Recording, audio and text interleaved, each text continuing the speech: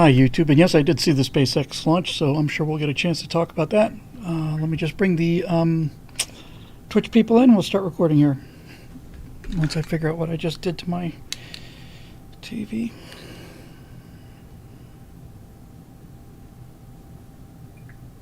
Back. There we go. Okay, here we go. Ready?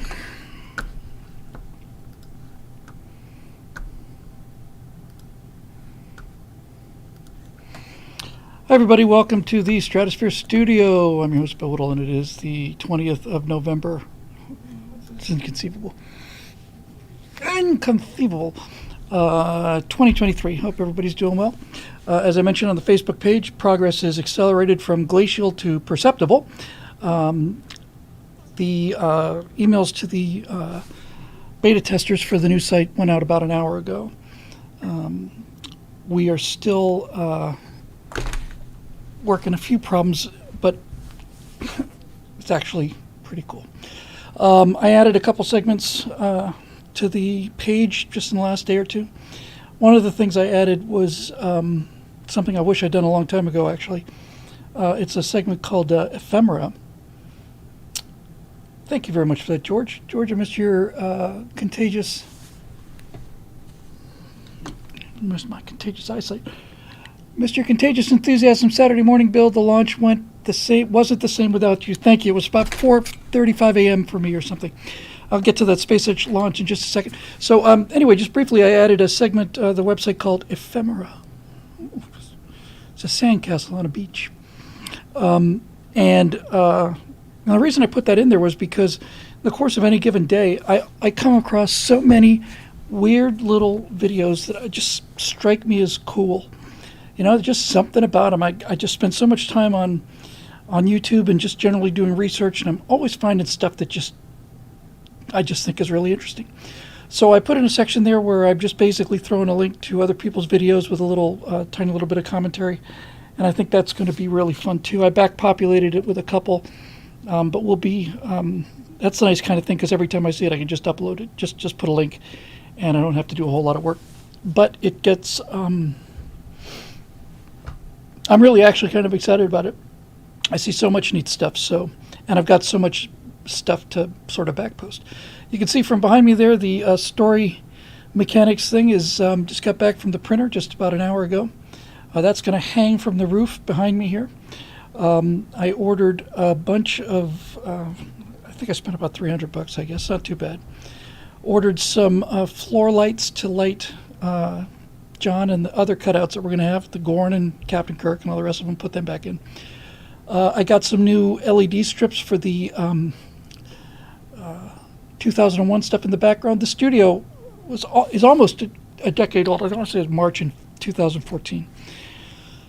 And all of this stuff had backlit LEDs, and I never bothered to turn them off, and they lasted for like 6 years. But then finally, they just started to go out, and it's just time for a whole facelift here. So I'm actually really excited about this too. I ordered a new webcam, which has a much narrower field of view. It's supposed to be the best webcam out there. So the general plan is everything you see in this frame here, I'm going to build into kind of the story mechanics set, and we'll keep bringing in life-size cardboard cutouts of the people who we're going to be dealing with, and we'll just keep kind of moving them to the back. That story mechanics banner is going to hang somewhere where I can get some mileage out of it. I also have ordered a what looks like a custom neon sign. It's the new Bill Whittle logo, which is just a really great typeface called Black Sword, I think. So we'll have that kind of hanging in the background. And I just got some other stuff. It's like $30, you know. One of the things I got was like this light bar, long, thin LED light bar. You can program it to do all kinds of things, but the one thing that I want to use it for is I can make it look like audio bars. So whenever I'm talking, it'll be back there, and maybe I can even do that for the guests. So that'll be kind of fun too. So I'm just really jazzed about the whole thing. I got a couple of floor lamps to light the studio thing, and so we're going to just rejazz this whole place up a little bit. It's been a whole decade, and And I really, really excited about that too. I'm also going to do a couple housekeeping things here, which will help us in the future too. I mean, looking under the desk here now, it just looks like a rat's nest of cables. It was actually very ordered when I started, but I haven't changed it in 10 years. So the plan now is I've got this giant wall monitor, and I'm going to take the table and the entire platform that I'm on, going to move it back about 2 or 3 feet. That'll put me back here someplace. And then, using the magic of technology, the closer you are to the camera, the more of a kind of a fisheye distortion you get. Hang on a second. So it'll probably look it'll be a better camera, first of all, and it should look a little something like this. It's just getting worse every day with these glasses. You're going to have to accept the fact, Bill. You're just going to have to wear them from now on. So let's see. It's going to be something a little more like... Hey. I have to move the lights forward too.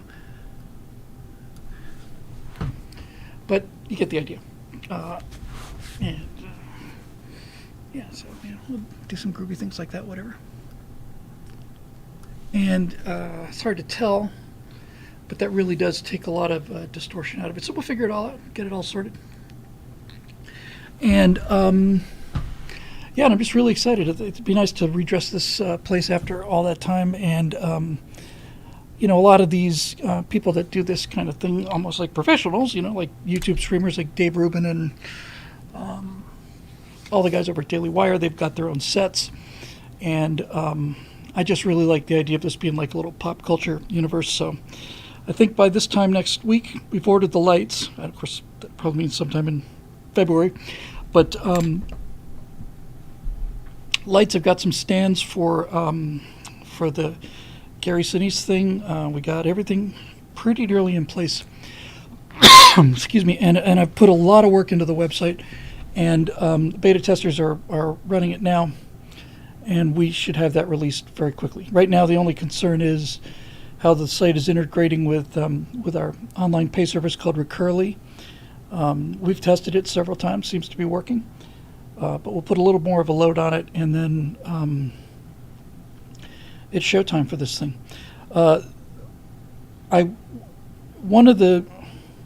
put a little tiny sign up for this. We basically ported over the new website. We copied a great deal of content from the old stuff without copying any of the bad code. So the new website's got at least 2 or 3 weeks of back issues in a lot of cases. And I've been updating both sites on a daily basis for about, a week or 10 days now. So when you get to the new site, all of the recent right angles will be there and everything else will be there. We haven't been able to move the comments yet. I'm going to hire somebody to do that once we get it open. So there'll be a brief period where that little window between when we cloned the site and when we open the new site, that's probably about a 10-day window. And I don't know if we'll have all of the missing comments by then, but all of the shows will be posted. And guys, it's not just so much better, it's just so much faster. I mean, this thing was just appalling, and it just kept getting worse and worse. And now it's really cool, and it's really pretty fast. So I'm just as happy as I can be. Let's see. That's that for this. I think I've kind of looking around the office last couple of days, the studio here, trying to finalize things. So what I'll do is I will do story mechanics here. We'll hang that banner. We'll get that thing lit.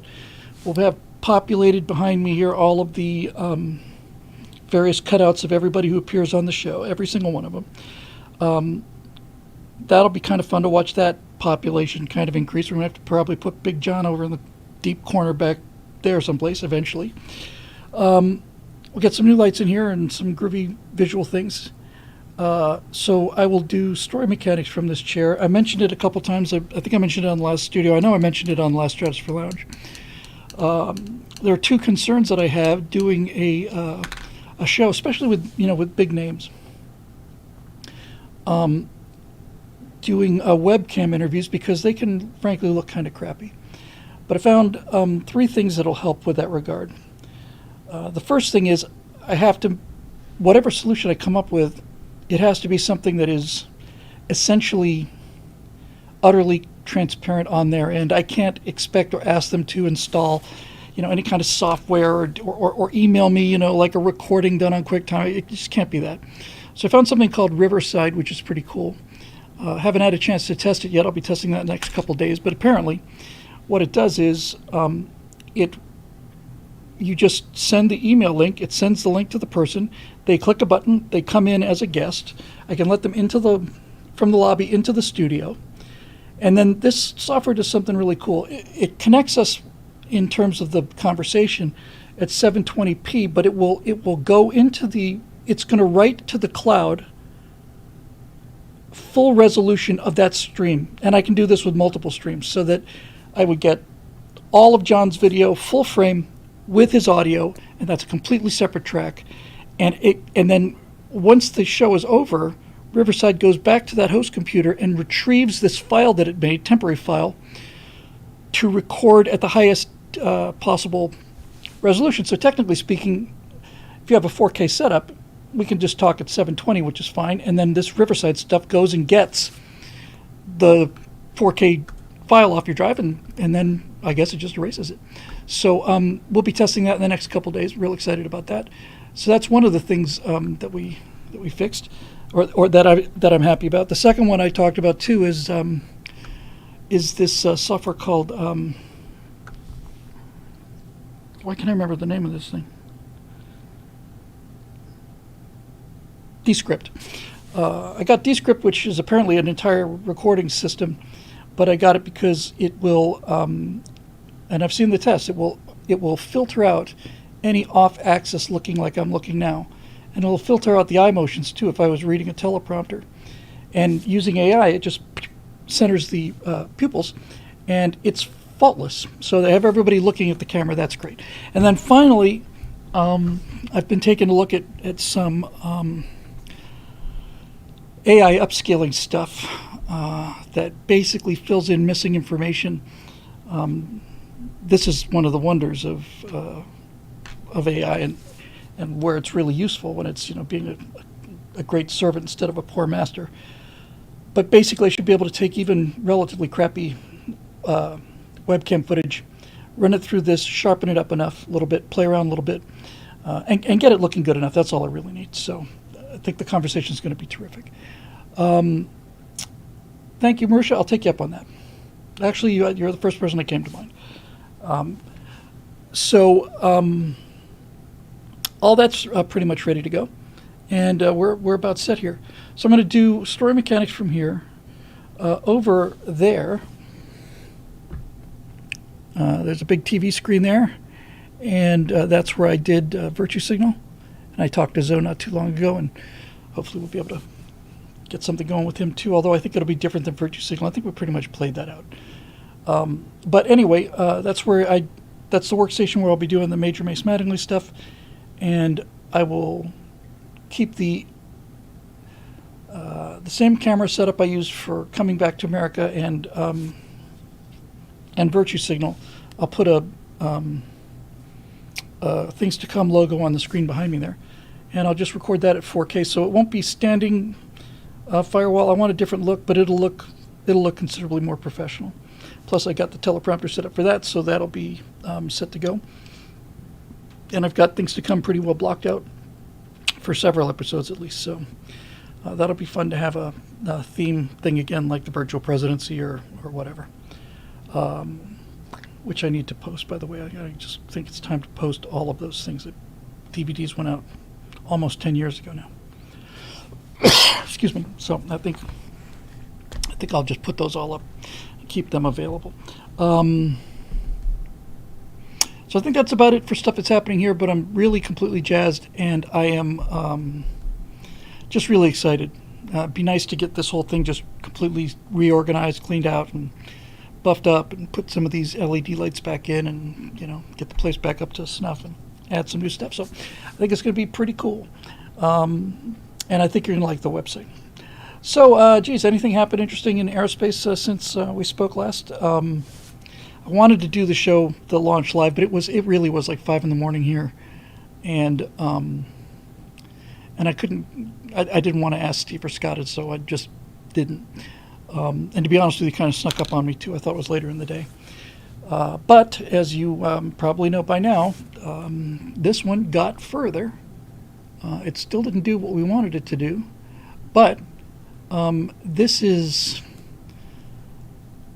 what's fun about watching iterative progress.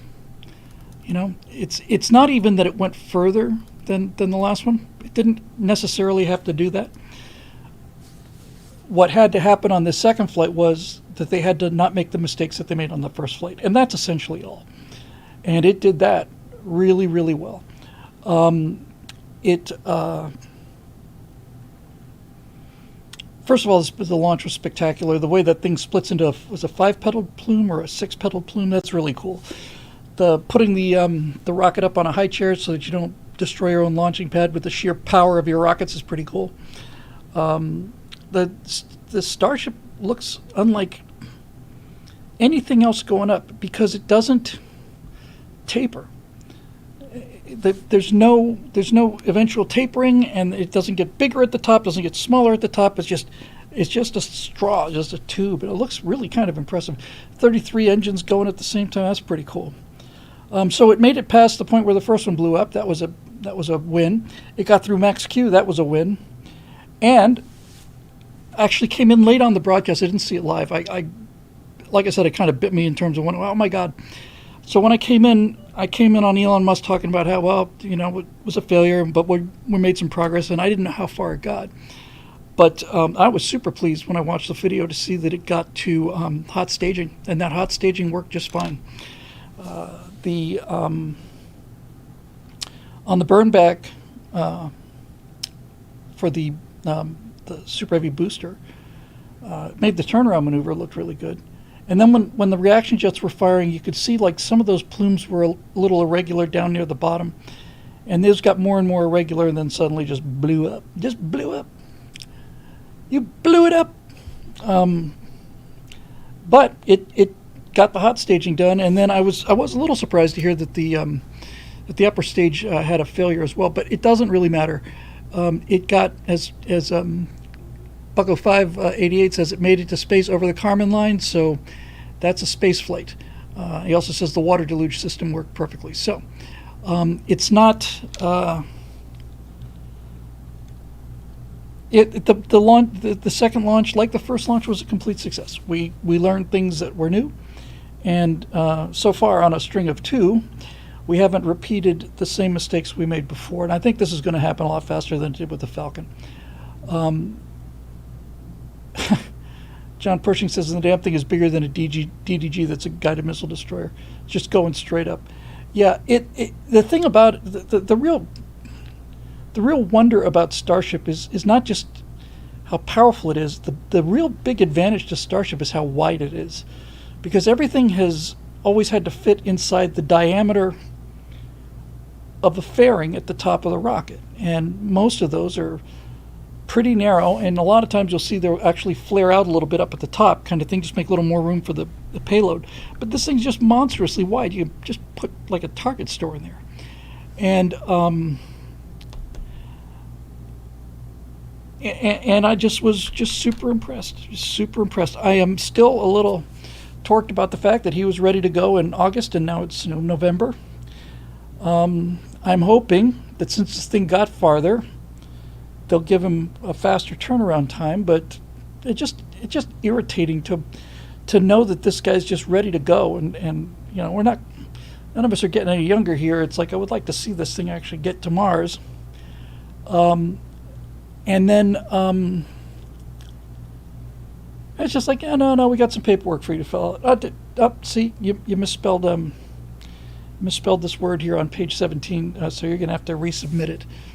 Swine.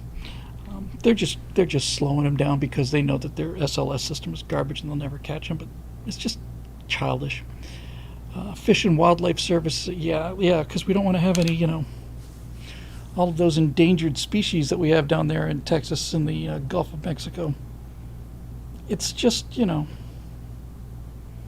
not a cruel man. I say, we give the wildlife a chance to evacuate to Florida or someplace else, and put them up in a hotel or something, whatever we have to do. But honestly, it's It's pretty cool, and it was something to see. Musk is apparently preparing to sue Media Matters and probably has the ADL. Well, now, suing Media Matters, I did not hear about this. Isn't that interesting?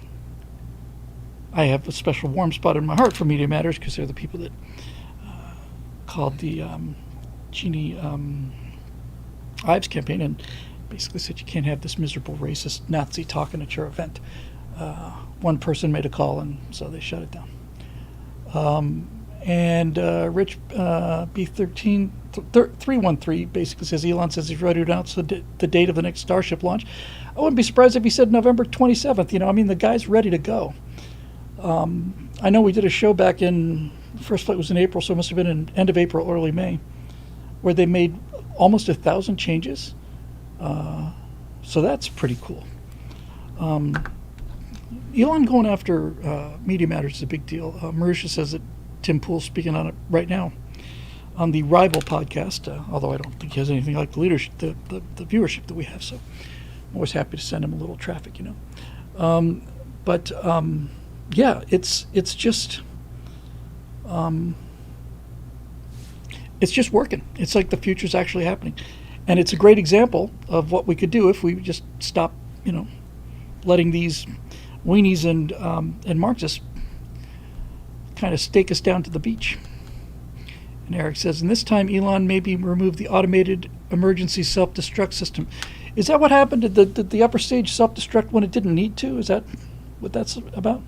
I know the thing, this is a term I just can't stand because once again, it's like this, it's like the death by euphemism, you know, but somebody was talking about it, said the rocket unalived itself. You can't say killed itself, can't say suicided anymore. Get a life. It killed itself or it suicided, but no, it didn't unalive itself. Total Animal says, hey Bill, there's another example of why SpaceX is going is that the day before the launch, one of the actuator motors on the grid fins wasn't working, and so they destacked and replaced 3 of them. I remember that. They pulled it off the stack, I think just, like you said, about a day before launch. Got a problem here. Just bring it inside. Just wheel her in. Wheel her in, baby. Yeah. So there's that. When I was talking about this, we'll get to questions tonight, obviously.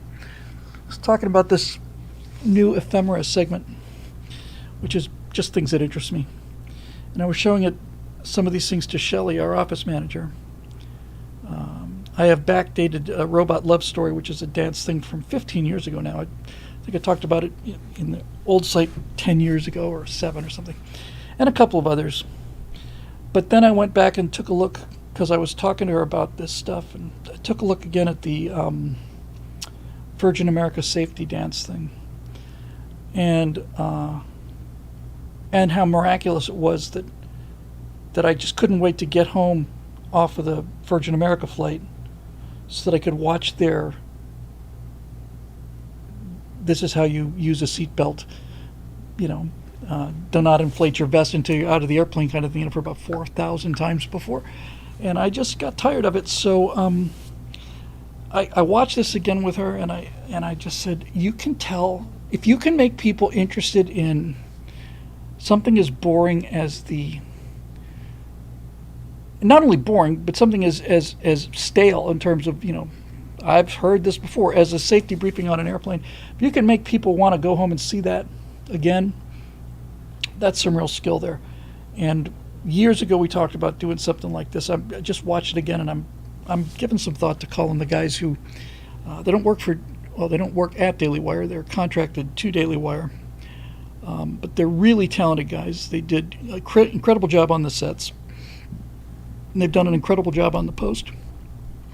And I may just trot on down there and ask them if they want to think about doing a musical number and finding out what that would cost. One last thing before we get into the questions here. I didn't put it on the new site yet because I'm still playing with it. I've probably bounced it around once or twice with you guys, but I've been thinking more and more about it lately. There it is, Eric. That's just so catchy, that stuff. So I don't really know where the the go no go kind of switch was thrown in my head here. But I was just thinking about how fortunate I was in terms of the education I got, and going to British schools, and how just superb they were. I've been talking a lot about the disrespect and stuff on these body cam things, and I just think about just the sheer luck I had. I was talking with our friend Phil, who is, I don't know if he's here tonight or not, probably is. I cleaned up the Long Journey of a Young God show that Jack Horkheimer wrote back in '73, I want to say, about the Apollo program. And I thought I did an okay job on it, but it turns out I actually did a pretty good job on it. And I listened to the show for the first time all the way through. It's about 53 minutes, 54 minutes. And I realized that this show, this one particular show that Jack Horkheimer wrote, was so deep. It was so deep. It covered so many things, and it covered them so well, and it was so deep. And I just remember thinking, there's not another 13, 14-year-old in the world, probably in the history of the world, that had that kind of a depth of education, not only in terms of the content, but in terms of how to present it. I'd forgotten how great that show was. I've forgotten how that last few lines in that show just leave you just wanting to cry. And Jack Horkheimer was, as usual, 50 years ahead of his time with this? Because finally listening to it again, the show he wrote, Long Journey of a Young God, is it's about the end of the Apollo program, which was done 6 months after the Apollo program ended. And already he was talking about it like it was a golden age. He was talking about society viewing it as a golden age. And he's got all these interviews and, these conversations with Joseph Campbell, and there's just, Elton John's playing Crocodile Rock while they're going back over how far we thought we'd be in the 50s, which was, we might get to the moon by 1985. He was just so brilliant, and I look at all of these things in my life that have happened, including the tough times and all that stuff, and I just remember thinking it's kind of a waste to not be able to pass that on. It's really just not right. It's just a waste. And so I started putting some more thought into this idea that I probably mentioned once or twice in passing. Got more serious about it now. I didn't put it on the new website yet because it hasn't fully formed yet. However, I am really, really pretty convinced that I'm going to rather quickly start something called Gen Z Academy. And when I thought about it, I thought, well, there's a bunch of things I could teach people in little bite-sized pieces, but my mind just went to different aspects of it in terms of the education I got. For example, when you see, I mentioned all these body cam things, in the comments for these things, there's always some kind of comment from teachers who said, look, I've been teaching for 35 years, I'm out of the schools. 4-year-olds, are kindergartners or second graders are telling me to F off, and they're just so aggressive in their certainty about things they know nothing about. And I just realized that's just, not only do I have a lot to offer on that, but I also realized there's just such a tremendous hole to be filled. So I thought, maybe we'll do something called Gen Z Academy, and then maybe it'll be a Zoom call, which will, it'll be a class, basically. Be like a class, a little bit of feedback. And instead of thinking about all the things that I could teach people in terms of like, okay, here's an hour on basic astronomy, these are the basics. What I ended up thinking about, the thing that really struck me the most was, and this is what I would implement.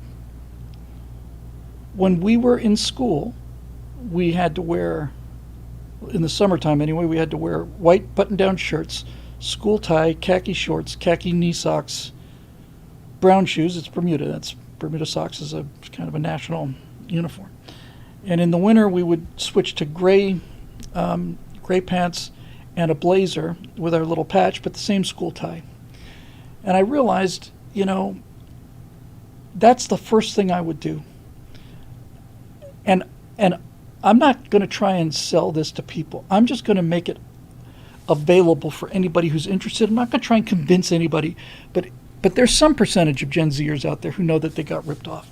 They know that they got really, really badly ripped off, and that they've got a tremendous deficit in knowing how to do things. So it wouldn't just be about, science or history or anything. It'd also be things like, how do you tie a tie? What do you do during a traffic stop, for example? The basics. And the thing I kept coming back to again and again was the two things that just wouldn't leave me. One of them was we all had to wear ties and white button-down shirts. And the other was that when the teacher came into the room, we all had to stand. And we had to stand and say good morning, and we had to keep standing until he said sit down. And I realized that's actually more important than anything that I could pass on in terms of history or science or astronomy or aviation, anything. Just that. And that got me the idea that, see, I don't want to charge people for this. So, but I think we could probably raise the money from membership or membership drive. I think in order to attend this online academy where we would do a live class, a Zoom call, we would record it and then we'd broadcast it for free. But I think that in order to start this thing, the people who wanted to be in it would have to write, and we would send them a custom-made school tie.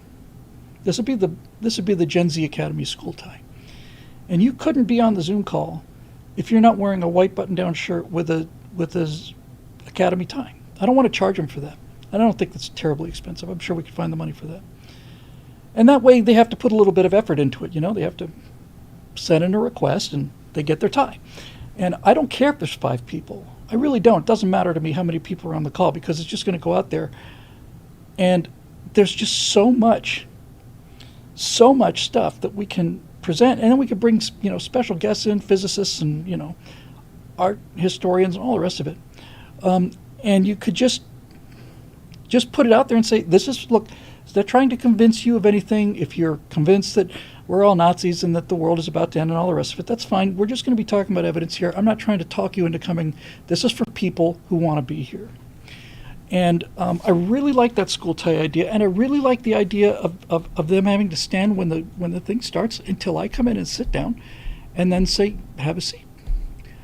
I think that alone is the single most important thing there, is you have respect for your teachers and you have respect for the fact that you're about to get something priceless, and you better treat it like an opportunity rather than a nuisance. And I'm just kind of jazzed about this idea. I think it'd be really, really fun. And the great thing about that system too was the discipline was very strong, but the respect flowed both ways. We would always sir, yes sir. We'd answer questions. We'd begin the sentence and end it with sir. And at the same time, they would treat us the same way. Master Whittle, do you have anything you wish to say about this? No, well, that was quite well done. Congratulations. Well done. So it was just, the thing about it is, the only reason it could possibly work is that you would have to want to be there. And if you don't want to be there, then that's fine. You're gone. You're gone. Get a warning, unless it's really egregious, in which case you're just expelled. You're just not on the Zoom call. You just don't go out. That's fine. I think that would be very, very appealing to a lot of people, and just almost like the meta of things. We were talking on the Backstage show last week, and Scott said he was talking about siphoning gas out of a car, and I think he said, "You're not a real man unless you know what gasoline tastes like." And I thought, yeah, I'm not suggesting that I'd tell these kids to go start drinking gasoline. But I am suggesting things like, here's how you change a tire. This is useful information to have. And here's why being a simp for this girl you got a crush on is the worst thing you could possibly do.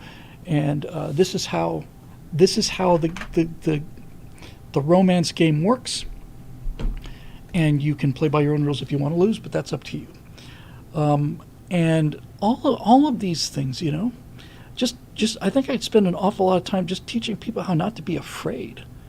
It's just the levels of anxiety out there on Gen Z is just unbelievable. One of the things that is common among these body cam things is that at some point, almost every single one of these Gen Zers that get pulled over for a routine traffic stop, they're constantly talking about, I'm just really freaking out right now. I'm having an anxiety attack, or I've got generational anxiety, or, I'm so scared. It's like, well, you're scared, because you're four. You're a 4-year-old who got pulled over for drunk driving. That's why you're scared.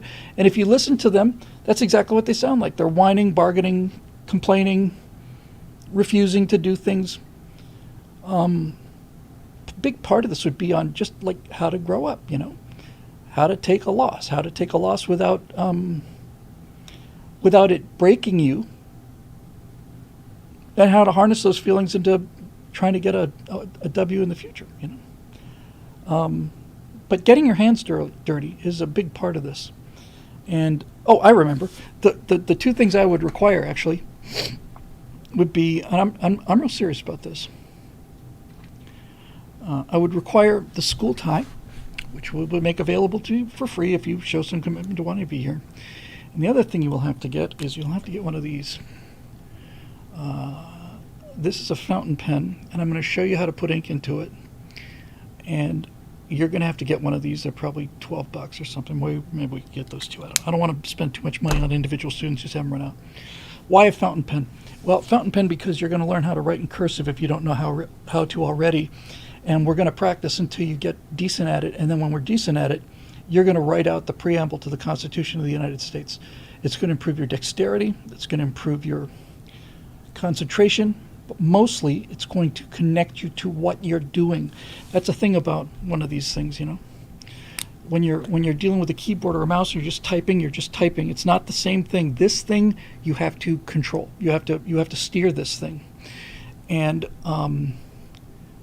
because you have to steer it, you have to pay attention to what you're doing, and just breaking people of the HRU. How are you? HRU. How are you? I'm well, thanks for asking. You're going to have to write that out. Just take a screenshot of your sentence. We'll start with your signature. We'll start with the quick brown fox jumped over the lazy dog. And I don't care how good your handwriting is. I just care that you're doing it. Because I realize to my horror that I have been going so long without writing by pen that my handwriting, which used to be extraordinary, just because I made a major effort at it, I just forgot how to write. I just forgot. And it's coming back pretty fast, but it's important. Things like this are important. It's the fundamentals that's missing. And you could argue, well, what's the point? They would argue, what's the point of going to all this trouble to write something out by hand when I can dictate it or text it or something? That's the entire issue, is you don't get to dictate it. And because you can't type it very fast, you have to think about things. And the main reason I want to do this, I don't remember who said this. I'm virtually positive it was Jordan Peterson, but I'm not 100% sure. He was talking with some Gen Zers or something. No, maybe it wasn't Jordan Peterson. It was Father McTeague. He was talking about, he's a Jesuit priest and taught a bunch of classes. And he was talking to this group of Gen Zers. And he said when a friend of his went away, he bought him a fountain pen and some writing paper. And the kids were amazed by this. And he basically said, well, yeah, we would just, I would sit down and I'd write him a letter. It'd take me an hour and a half, 2 hours. And the thing about that story that struck me so hard was he said there was a girl in his class. A lot of people were just kind of blowing it off like, oh, it's really stupid. And this girl in the front, she just started crying. And he said, what's the matter? Did I hurt your feelings or something? She said, no, it's just the idea that somebody would go to that much trouble for me is a little overwhelming. I thought, my God, this is what slipping off the rocks is like. You don't realize you're in free fall in so many cases. It's like you think, well, the problem is the scores are going down and stuff, but it's much deeper than that. It's much, much deeper than that. And she wasn't a little girl either. When she said, she started crying because the idea of somebody going to the trouble to write her a letter was almost beyond her imagination. That's when I realized this is where the heart of the recovery from the problem is this. This is where the issue is.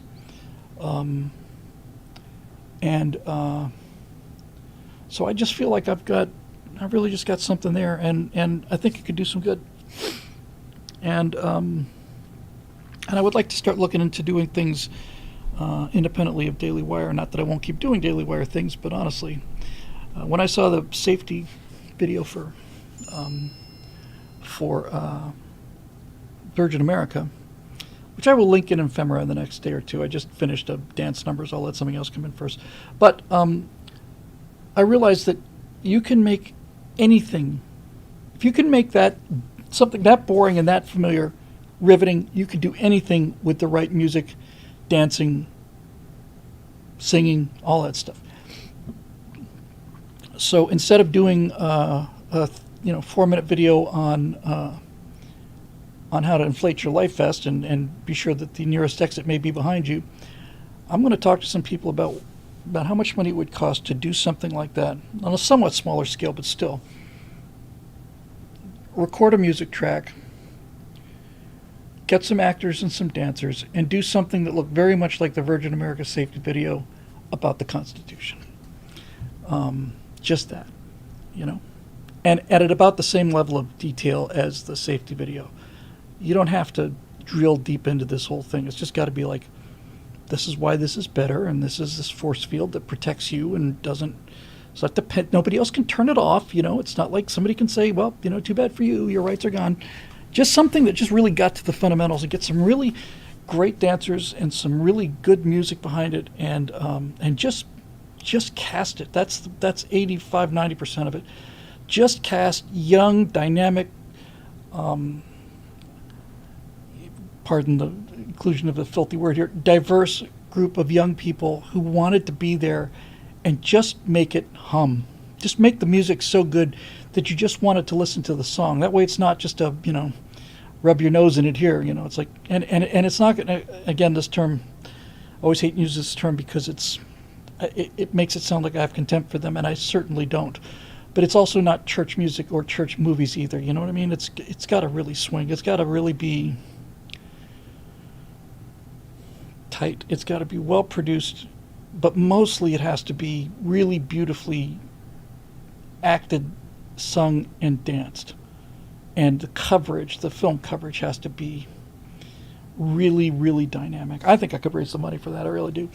And I think it'd be a fun little project to get things, going, because I plan to do Taffy 3 I'm going to do Taffy 3.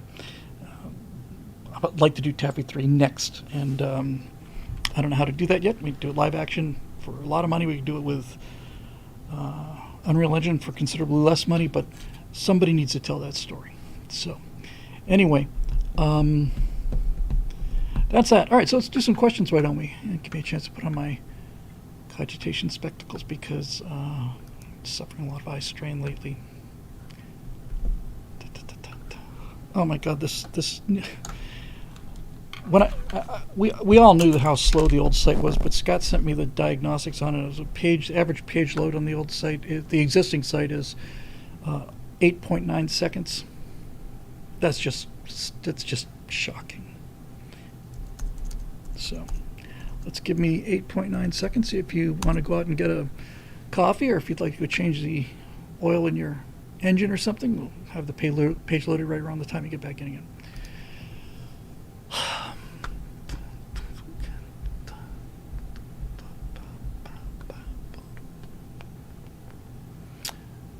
Spinning wheel of destiny continues. Sad Wings Raging for yet another super chat. Thank you very much. $25. Taffy 3 Fund. Yes, the Taffy 3 Fund. I'd really like to do that live action. By the way, I was down in San Pedro not too long ago, a couple days ago, and I got a chance to drive past the Iowa, which is now a museum ship in Long Beach.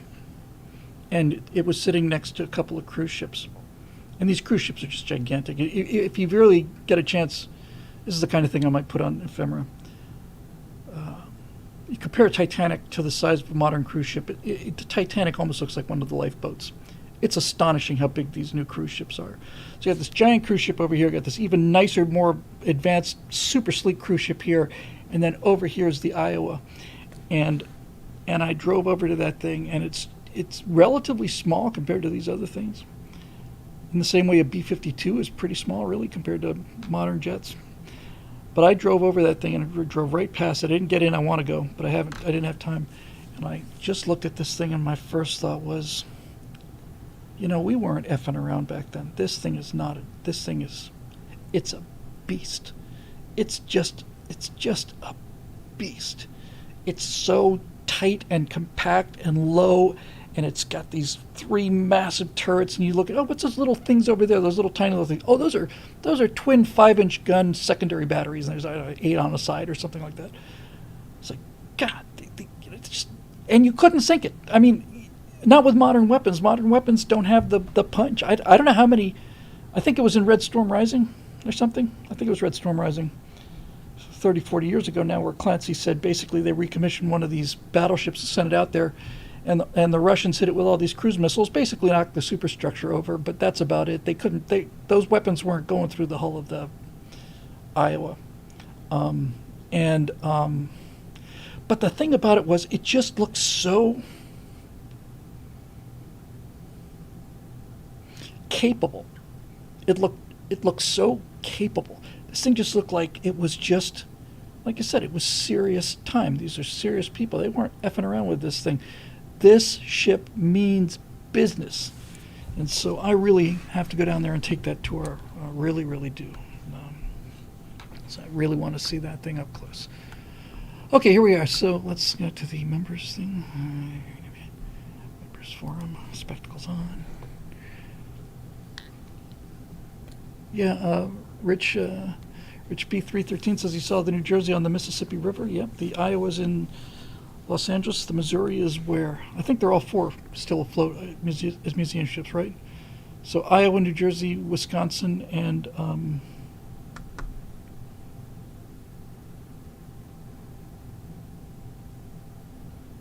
forgotten what the 4th one was.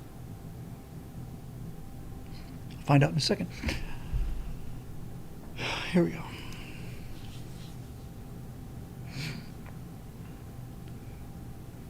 Spitch B says, what was the aircraft carrier that was repaired in 72 hours in time for the Battle Midway? It was USS Yorktown. It was badly injured in Battle of the Coral Sea. They sailed it into Pearl Harbor, turned it around in 72 hours, got there just in time to be sunk at Midway, but without Yorktown, we would not have won that battle. It was a Hornet that let the ball down there, if I remember correctly.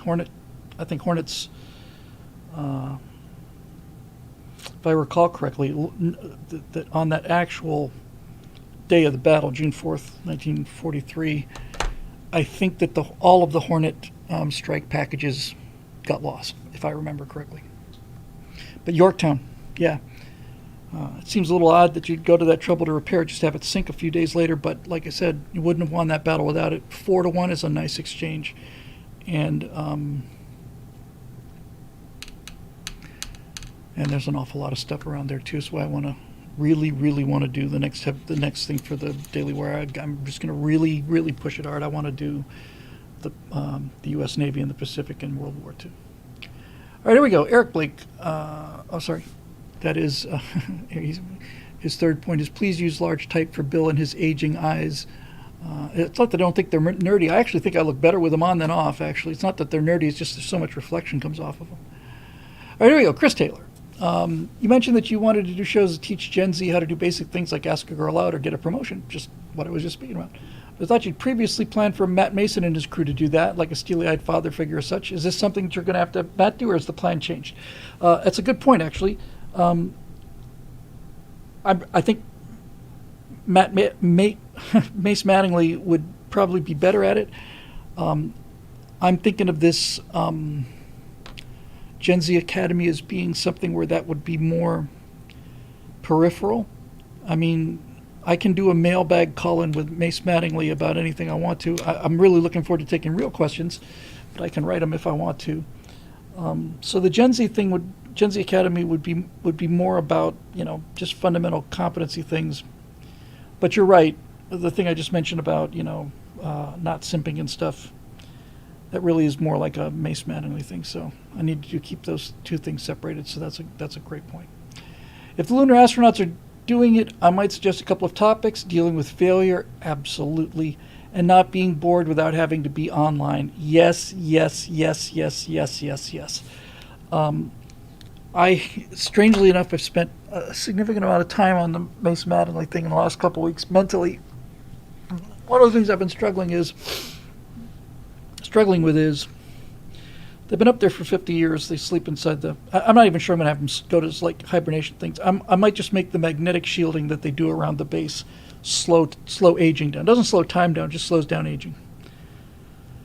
The Jitlove field. However I decide to do this, they got a lot of time on their hands. And I wondered, and some of you probably have some insight into this, so feel free to chip in. If you had time on your hands, a lot of time, like being in prison kind of time, do you think that anybody could learn to play a whatever musical instrument competently? Not well, just competently. You know, they take their pick or something. For me, it'd be drums. I'm like, I could keep a beat, but if I had 50 years to practice, I could probably be a C- drummer. Because I just like the idea of them all playing musical instruments. I just think it's cool. It's not necessary. I'm not 100% sure I'm going to run with that, but I like the idea. In any event, yes. So Grimm's going to be working on his cars. That's what he does in his free time. He just goes out there and just tinkers around, gets underneath the vehicle, and starts getting his fingers dirty and scraping his knuckles with a wrench. Sad Wings Raging is there already, with two words. The two words that are some of the two coolest words ever put together in the English language: electronic twanger. And then it made me think, okay, well, if I did that, what instruments who would play what? I'd have Mace on guitar for sure. I'd have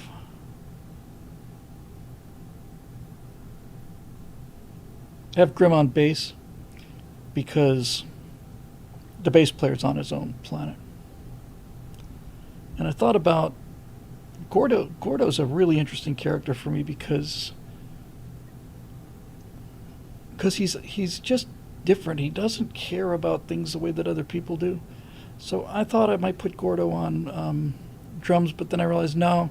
I think probably that should probably go to Sparks, and I think I put Gordo on,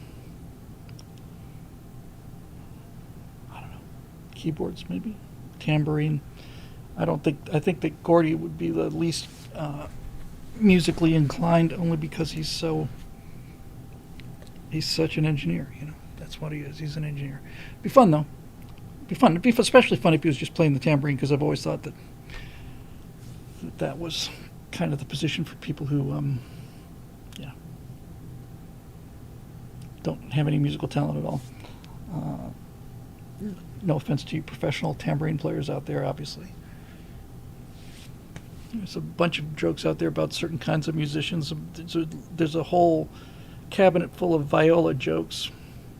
The viola, you ask? Yes, that's why it's funny. And there's a lot of jokes about bass players too. What do you call the guy who hangs out with the musicians backstage at the end of the show? The bass player. That kind of thing. So, yes. But yes, they are not going to be a cowbell, exactly. They're not going to be online. That's going to be a conscious decision. In fact, it's going to be an order that Mace has given them. He's going to just say, hey, we're going to have 2 hours of TV time 3 times a week. And it's going to be communal. We'll all be in there ripping on movies or whatever we're going to do, but that's basically it. Because if we open up this can of worms, we're never going to get out of it. We'll just get fat and stupid, and depressed. So a big part of what Mace is doing to keep their morale at least afloat is he's going to keep them busy physically. They're going to be outside a lot, just working. I think this is something Jordan Peterson says. You know, make your bed, go outside. You know, get some air, that kind of thing. Now, on the moon, you can't really go outside and get some air, but nevertheless, you get the idea. You can do some work. Speed of Light says hi from Argentina. My gosh, I'll never get over this. I don't think I ever will. Hello, Speed of Light. Hello, Argentina. Bienvenidos el stratosphere, el estudio stratosférico. Something close to that. Bienvenidos. Anyway, and thank you very much. It's just so much fun to hear people listening live from Argentina, Australia, even Californians apparently. So, we reach all over the world. I think in my when I wrote the membership section on the new site, I think I said we have members from all 6 continents, and I'm not 100% sure that we don't have one in Australia as well. Hi, Bill. New government libertarian. Congratulations. It's kind of cool, isn't it?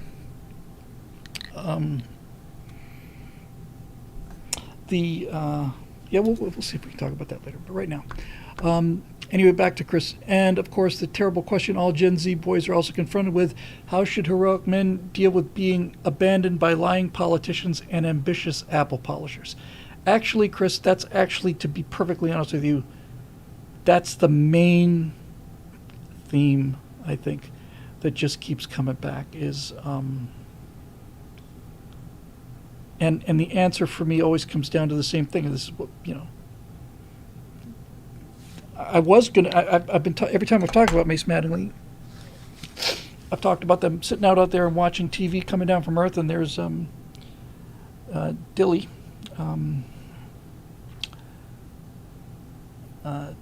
Dylan Mulvaney, and I always had Mace saying, "See, this is what happens when you don't let little boys play with guns." And then I thought, no, I can't really do that. That's got to be a Sparks line, because Mace has got to be optimistic. He has to be. He's the commander. It's not that he's got this perfect balance. It's just Mace understands what most good husbands understand, and that is that you can be as afraid as you want to. You just can't show it because you got people depending on you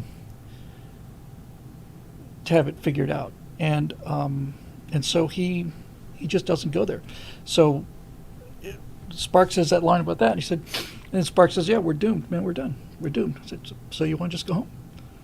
We'll just go home. I mean, we could find a way to get home. You want to just go home? You want to just that oath we took and promise, and our duty and our responsibility, the free choice we made to come up here, all that stuff. You want to just pack it up and go home now because you don't like somebody you saw on TV?" Listen, Sparks, if you want to quit, you can always quit any time, and that'll drive him nuts. It'll just drive him nuts. So, yeah, they're just toughing it out. It's the thing, man. They go out and do some things that are fun, but I got to make this brutal. This is duty, They're got life in prison sentences. Although I think the cosmonaut chicks will help deal with some thorny issues otherwise. But yeah, so it's all got to be done in fairly dense, small little segments, but I think it's pretty cool. So hopefully that did it for you, Chris. Good point, though, about not mixing those two contents, because I do need to keep these things separate. That's absolutely true, so thanks for that. Roadrunner, New Mexico. Then we got Eric Blake. Then we got Marisha Dark. That's 4. All right. Well, we'll get through this, and then we'll see what happens after that. Roadrunner, NM, I'm going to assume means New Mexico, because I believe that's the official double letter designation for New Mexico, and also because there are roadrunners in New Mexico. Bill, considering how long Major Mace Mattingly and his crew have been on the surface of the moon, shouldn't he be Colonel Mattingly by now? Did he have a bad OER, officer efficiency report, or did he arrive as Lieutenant Mattingly? We need to get more steely-eyed missilemen into flag ranks. I think the issue of promotion has bounced off my head maybe once or possibly even twice, but I haven't given it real serious thought. My gut level reaction to this, well, he'd be Major General Mattingly by now, would be for him to refuse the promotion until the job was done, something along those lines. Actually, I could use some help on this if somebody knows the answer to this. Gordo is not enormously older than the rest of the guys, but he's older, and Gordo would be is he in E4? Let's see. Sorry, so it'd be Lieutenant JG, Ensign, Lieutenant JG, Lieutenant lieutenant commander. So I guess he's an E5. Mace is the base commander, but Gordo is the ranking officer. Has that ever happened? It must happen, surely. Anybody know about that? Anybody actually been in the actual military? Can you tell me about that? I keep saying E. Sorry. Thank you very much. Steve said E is enlisted. Yes. Oh, he's an 05. Thank you. Thank you. Sorry. But has that ever happened where you have somebody who's assigned to a base, but they're not that they outrank the base commander? I would imagine that's got to be possible. So whenever there's talk about happens occasionally, great. So when it comes time for them to decide whether they want to go public with this whole thing, because that's the only way we've heard about him, is they have to make that decision on whether to go public, and they're saying it's up to you, Mace, and Mace saying, no, this one's not up to me. This one's up to the ranking officer. This will be up to Gordo, which is good because Gordo's not a guy who naturally needs authority. I almost said wants authority, but he doesn't need it. He's perfectly happy to be working on his reactors. And it's got to be a unanimous decision. So that decision to finally announce, I think the person who had the hardest time with it is Grimm. I don't think he'd like this at all. But on the other hand, I don't think he likes watching Joe Biden stare off into space and not be able to get the, not be able to, get off the stage. So it comes a point where these guys realize, this is the entire point, they realize they signed up, that they swore an oath to the Constitution, not to the government. And that is probably the single most important point to make in this thing, I think.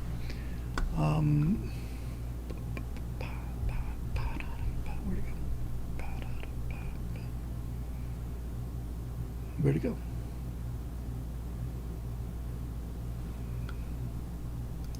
Oh, there it is, sorry. Okay.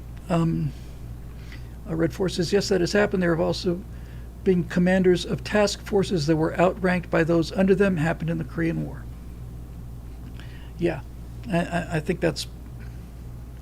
I was relatively certain that could be the case. Unusual, but I think it's kind of good. I actually think it kind of balances things in a way too, because Gordo he's just odd, and in a really good way. I really, really, really, really, really like him. But he, in a lot of ways, is the least military of them, and he's the ranking officer. I just think it's cool. I think Sparks is the one who does the most complaining. I think Grimm is the one who just doesn't want to hear any complaining at all.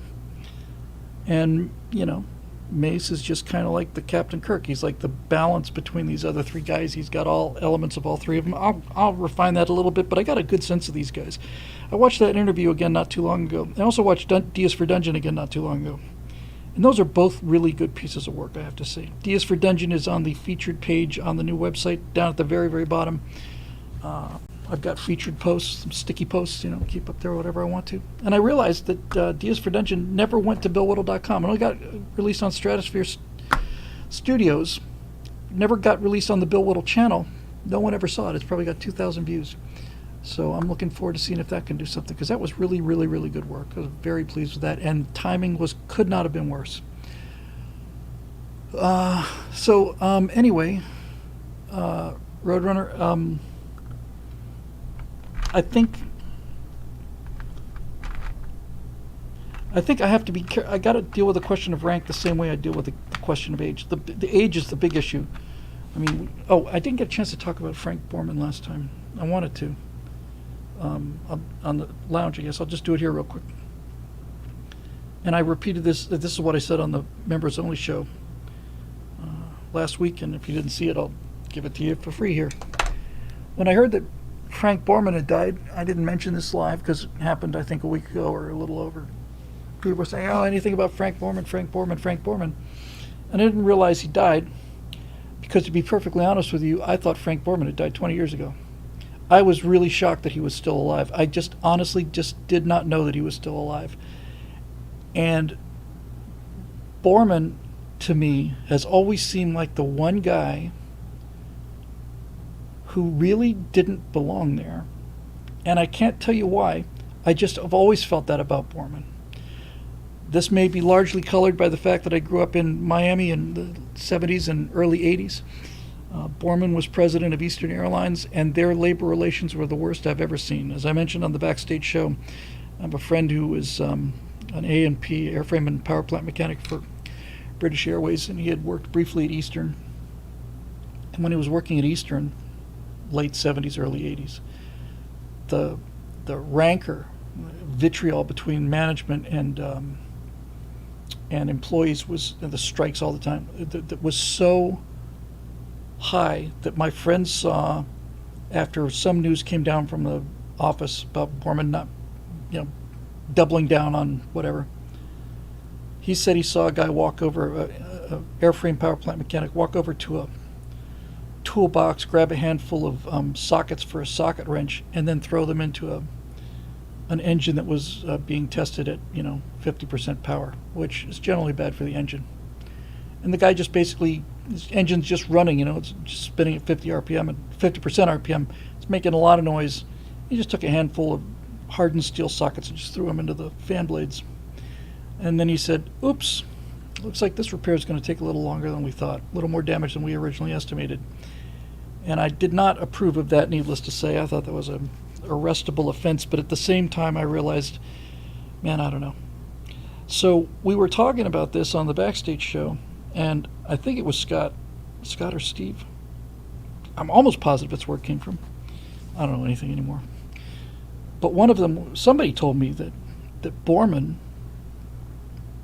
said that after Apollo 11, he didn't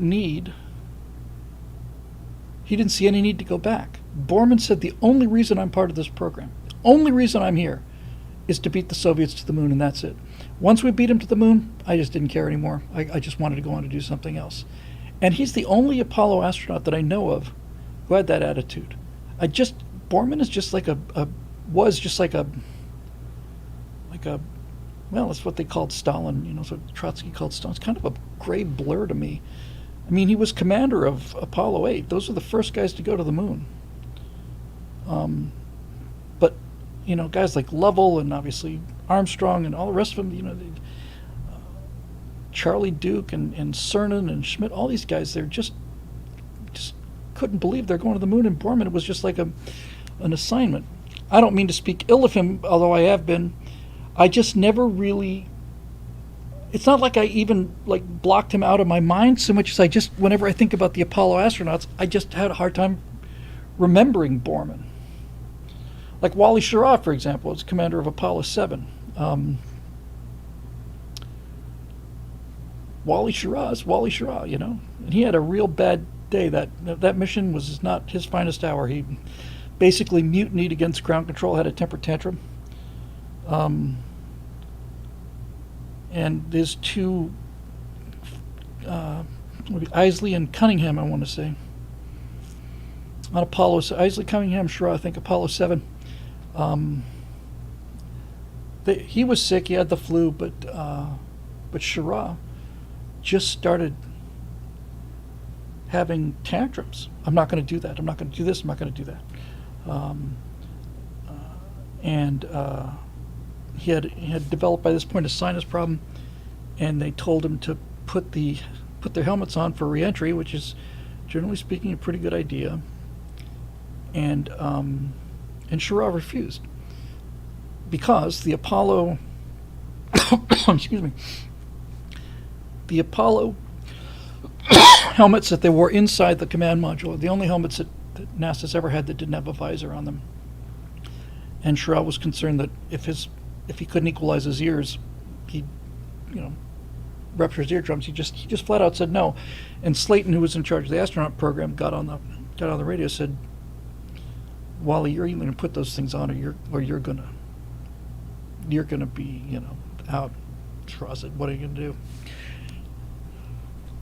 I also heard that didn't hear. I did the research on this. So the only Mercury astronaut that flew in the Apollo missions, the only one that went to the moon was Shepard, and the only two that were in Apollo that I'm aware of was Shepard and Schirra. But Gordo Cooper was training to be an Apollo astronaut, and he was dropped from the Apollo program apparently because he wasn't taking it seriously. He just wouldn't show up. He wouldn't show up for the training exercises. He was one of the Mercury 7. He didn't have to go through all this crap with all these newbies, and they just pulled him. They just pulled Cooper out of the Apollo flight list, and when they pulled him or delayed him, said you need to take this more seriously, he apparently just stormed out of the office. So they're people too, I guess. But they are some amazing people.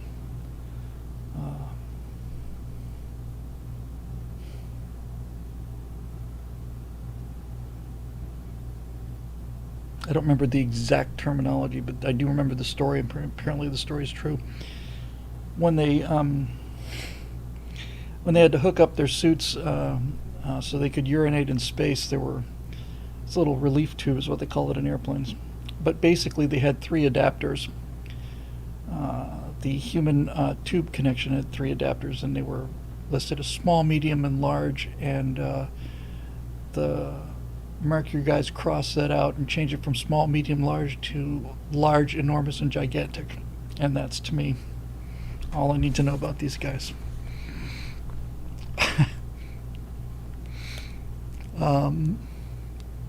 Okay, moving on. Here's Eric Blake, the man with the hats in the office tonight. Come in, sir. You come in if you, sir, are a steely-eyed missile man. Well, I aim to be. So happy Thanksgiving, Bill. Thank you very much. And speaking of Thanksgiving, there's a whole lot of Halloween movies, a whole lot of Christmas movies, and until this year, only one officially classified Thanksgiving movie. Count 'em, one: the Steve Martin and John Candy classic, Planes, Trains, and Automobiles. This month, a second film for the season has finally come out. It's Eli Roth's new slasher film, Thanksgiving. So, Bill, in your expert opinion, why have there been so few movies made for this season? Perhaps Daily Wire should do a film about the Plymouth colony's founding.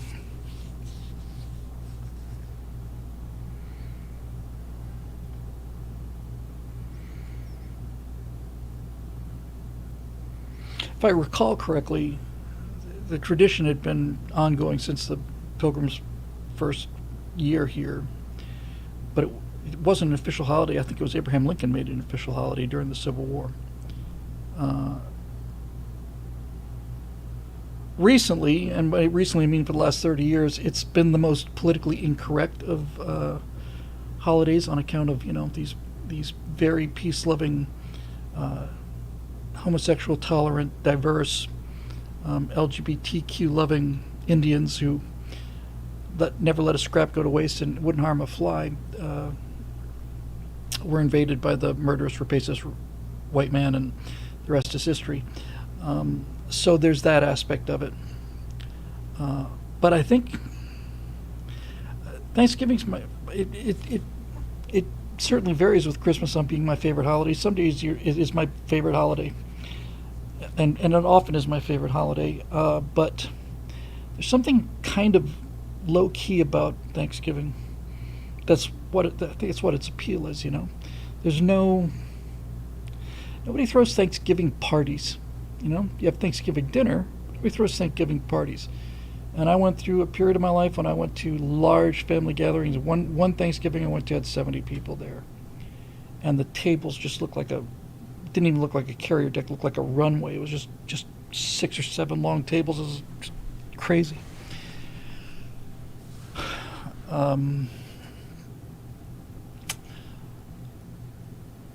But it's not, I mean, it's been a long time since I saw Planes, Trains, and Automobiles, but I think that if I recall correctly, it wasn't so much about Thanksgiving so much as it was trying to get home in time for Thanksgiving. What this movie be? What's it called? So the Christopher Guest ensemble group, Christopher Guest and Michael McKean made Spinal Tap, and then several years later, they got together a cast that included McKean again and come on now, Eugene Levy, Catherine O'Hara, regulars.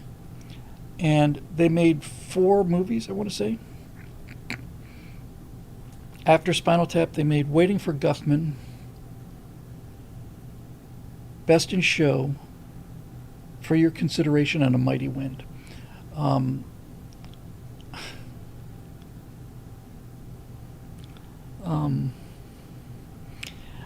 and it's the same ensemble. It's a repertory group of movies, and they're fantastic. But For Your Consideration, they're comedies. They're very funny comedies, but they're mostly like snapshots of subcultures. Waiting for Guffman is about small town theater, small town theater.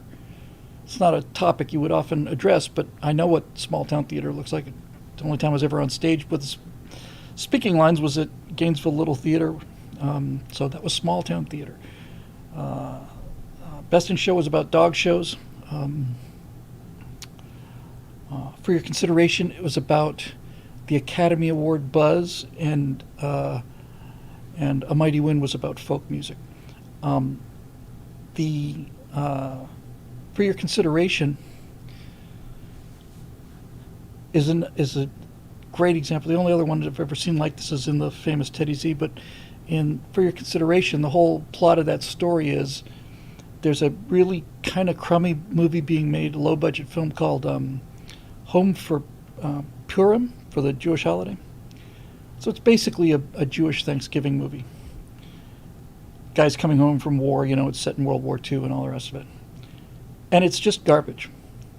And somebody somewhere offhandedly mentions that this thing might be up for an Academy Award, and then that gets repeated, and the next thing you know, it's being reported on Entertainment Tonight, and it develops it's like a hurricane in the South Atlantic. It just becomes its own storm, and it just gets bigger and bigger and bigger and bigger and bigger, to the point where these actors who had all thought they were in this tiny little movie they're on pins and needles, thinking that they've actually all got a chance for Academy Awards for this thing.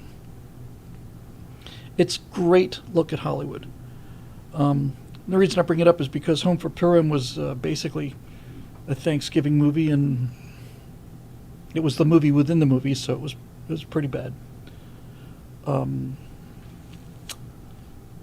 But I love these movies. I love all 4 of them. They're really terrific. I can't recommend them highly enough. Waiting for Guffman especially.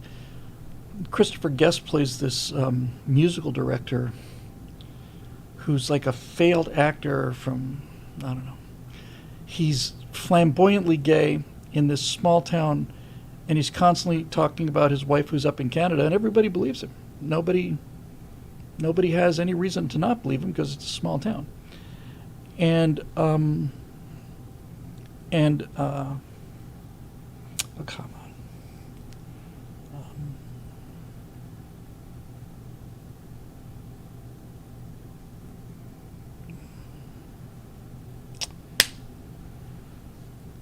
I don't know if it's me or whether it's just sitting here under the lights. What was his? For God's sake! I'm embarrassed to admit this. Hang on.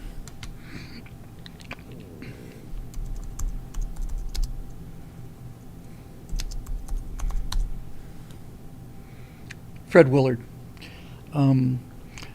Fred Willard is in all of these. He's absolutely brilliant. And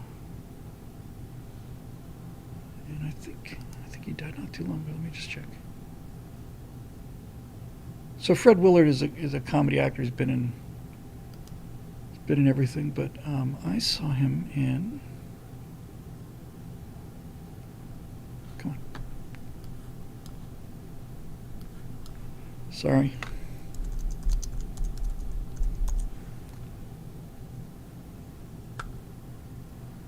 He died in 2020 in Los Angeles, yeah. I saw Fred Willard outside of Little Tony's.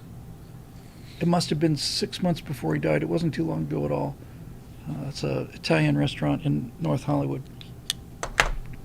And I was walking in with Natasha, and he was walking out with some other people, and I took a look at him just in passing, and I just thought, That's Fred Willard. And I was inside the restaurant. He was walking out to his car, and I don't do this very often. It has to be somebody special, and I just turned around and I just said, "Excuse me, are you Fred Willard?" He said, "Yeah." I said, "I just think you're a comic genius, and I want to tell you that the work you did on Fernwood tonight was absolutely brilliant. In fact, you had a line on that show that I never forgot. You were having a V8 on the show, and Barth Gimbel says that there's a bunch of Pepsis underneath the chair, and V8's. What I didn't say this to him. V8's advertising symbol at the time was I could have had a V8. And Fred Willard's character listens to this, and he looks down at his little can of thing, and he goes, "I could have had a Pepsi." I said, "I just thought it was brilliant. I just wanted to tell you. Even it's been a long time ago, but I just loved it, and I think you're really, really terrific." And like most of these people, he's very, very kind about it. Just very graceful about it. I said the same thing. I saw Paul Dooley in the waiting room of my chiropractor's office, and I told him that breaking away changed my life. I got a chance to tell Dennis Quaid that month and a half ago, I guess. And I said, "Dennis Quaid, I just want to tell you, breaking away changed my life." And he said, "Yeah, mine too." It's a great movie. But Fred Willard has the ability to be. Fred Willard's entire appeal, well, not even appeal, his skill. Fred Willard had an uncanny ability to play somebody blindingly stupid, just really, really, really dumb, and absolutely, utterly aware at all that he was not in the same category. He's the announcer on Best in Show, and he's sitting next to a real commentator who knows how to call a dog show, and he's apparently some minor celebrity or something. And the comments he's making are just, they're crazy good. He's badly missed. And Martin Mull on that show. Not many people have seen Fernwood Tonight. They came back and brought it back for a couple of seasons as America Tonight. But Martin Mull and Fred Willard on that. You just look up Fernwood Tonight it was a talk show in a small town, real small town of Fernwood, and they had all of these loser guests on there, and Martin Mull, I guess, is still with us, but it was hilarious. And they had this, they cast this guy who was like the dorkiest looking band leader ever. So, you got a talk show, you have to have the band leader. And they cast this guy who was just such a dweeby looking guy. And the band on the show was Happy Kine and the Mirth Makers. And Happy Kine was played by Frank Duvall. And Duvall is the guy who did the music by Duvall. I think Duvall did the theme from Bewitched, and I think he did I Dream of Jeannie. He was a terrific musician. He was freaking hilarious on this show. And all kinds of people got their start on Fernwood Tonight, but that show just used to make me cry. I just never missed it. I loved it. I thought it was great. Yeah, Martin Mull is 80 years old now. That can't possibly be right. Anyway, I really, really recommend that show. It's not for everybody. A lot of it's really actually kind of subtle. And by the way, this is one thing I would like to talk to on Story Mechanics. One of the first people I'd like to talk to, if I can get them, aside from the people I already know, is I'd really, really, really like to talk to Eugene Levy. Very much. For a number of reasons. He was on, Martin Mull was on Mary Hartman, but he wasn't Barth Gimbel. He was Barth's identical twin, Garth Gimbel. And some of these guys, they're character actors, but they're just so damn good. Paul Dooley's character in Breaking Away just really was just freaking unbelievable. Fred Willard has been great in everything. He's never been bad. He's always got this, I don't know how he does it. He's got this kind of you can just see the wheels just slowly grinding in his head. He's just so good at playing these dense people. And Martin Mull was just so oily and fantastic. I loved that show. I loved it. I remember the theme music super well, and it was a tiny little show too. I don't think it wasn't a network show. I don't recall. I think it was a syndication thing. But in any event, those were giants. They were giants then.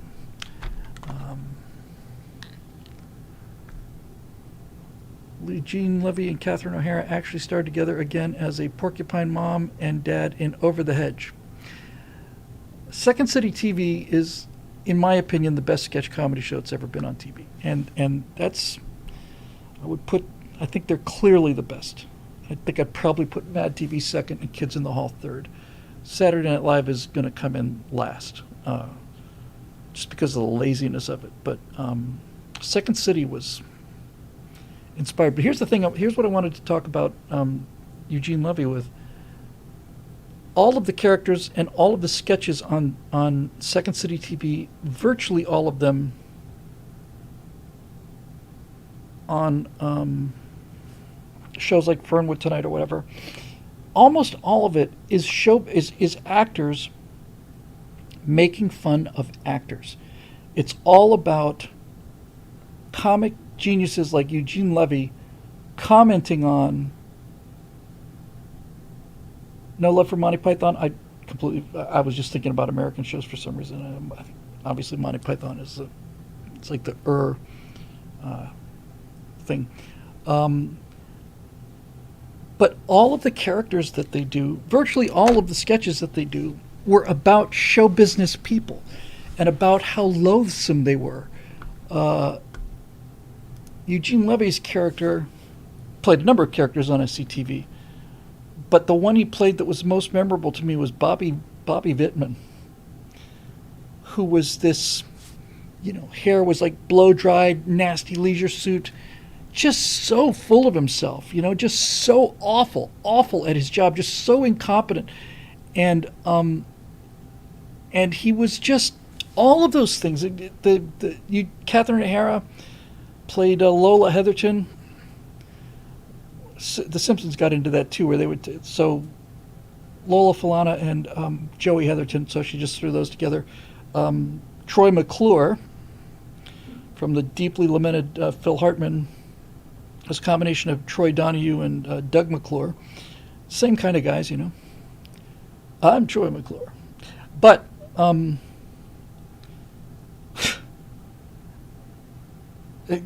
yourself a favor when this is over. This is why I'm so happy about having Ephemera, because you just get to go post these things.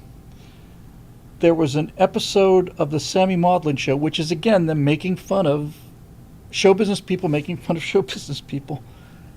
And Bobby Vittman, who is the corniest stand-up comedian of all time, he's one of these kind of guys in the Catskills. He's just got zero talent, and he's so sure he's a comic genius. And he comes on to this show, and he's decided he wants to do a serious piece of work because he's actually a serious actor. He's not just a clown. He's a serious actor. And so on this show, the whole episode of Sammy Maudlin Show is dedicated to Bobby Vittman's new movie. It's a sequel to On the Waterfront called On the Waterfront Again. And Bobby's playing the Marlon Brando character, and Catherine O'Hara is playing the dumb girlfriend. But she's such a bad actress. You got to be a really good actor to convincingly play a bad actor. I know that sounds contradictory. It's really true. I really think playing a bad actor may be the hardest thing that a good actor could do. But honestly, On the Waterfront Again is just one of the great pieces of satire, and it's because you've got these, like I said, you've got these comic geniuses that are commenting on bad entertainment. They're commenting on their peers.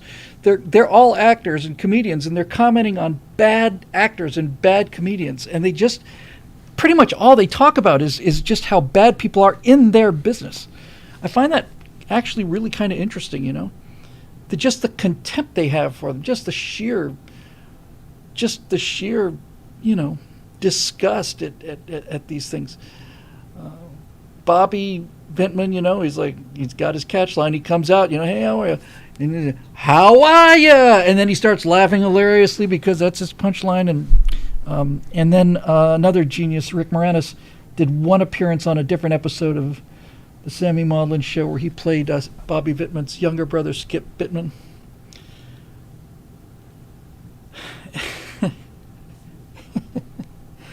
And he brings out a reel-to-reel tape recorder and puts it on a stool because he wants to have a recording of his performance. And the tape starts running everywhere, and he's constantly bending over trying to get this thing going. He's even worse than Bobby Vintman. And then he get into an argument with Bobby and sitting on the couch, and they're going back and forth. And he says, "Oh, come on, Herschel," and it's like, Herschel, and Bobby Vintman just goes green because it's been revealed that he's actually Jewish, which is what a surprise, the way he's played, and it's just really, really, really, really clever. I'm gonna include on Ephemera different subject, but same subject, different entry. There's a series of sketches on the Fast Show. I'm a big fan of Harry. I think Harry Enfield and Paul Whitehouse are the funniest two people ever did television. But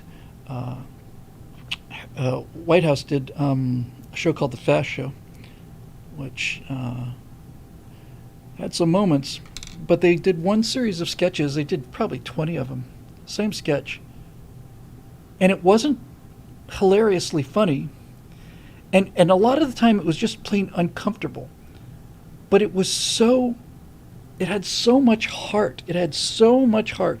It was really superficially, it was about class differences. It's about a young guy. He's a fully grown adult, but he's he's got an English manor. He's got some kind of minor title, He's Earl of something or whatever, and he's got lots and lots of money, and he's completely abandoned by his family. He wasn't loved as a kid.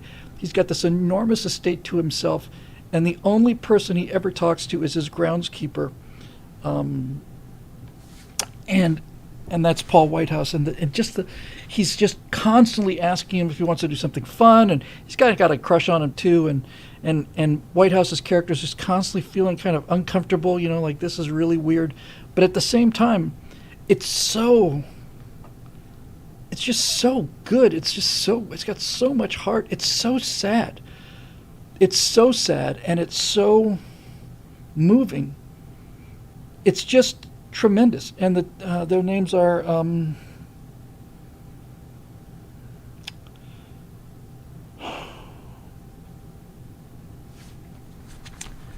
losing it. Hang on.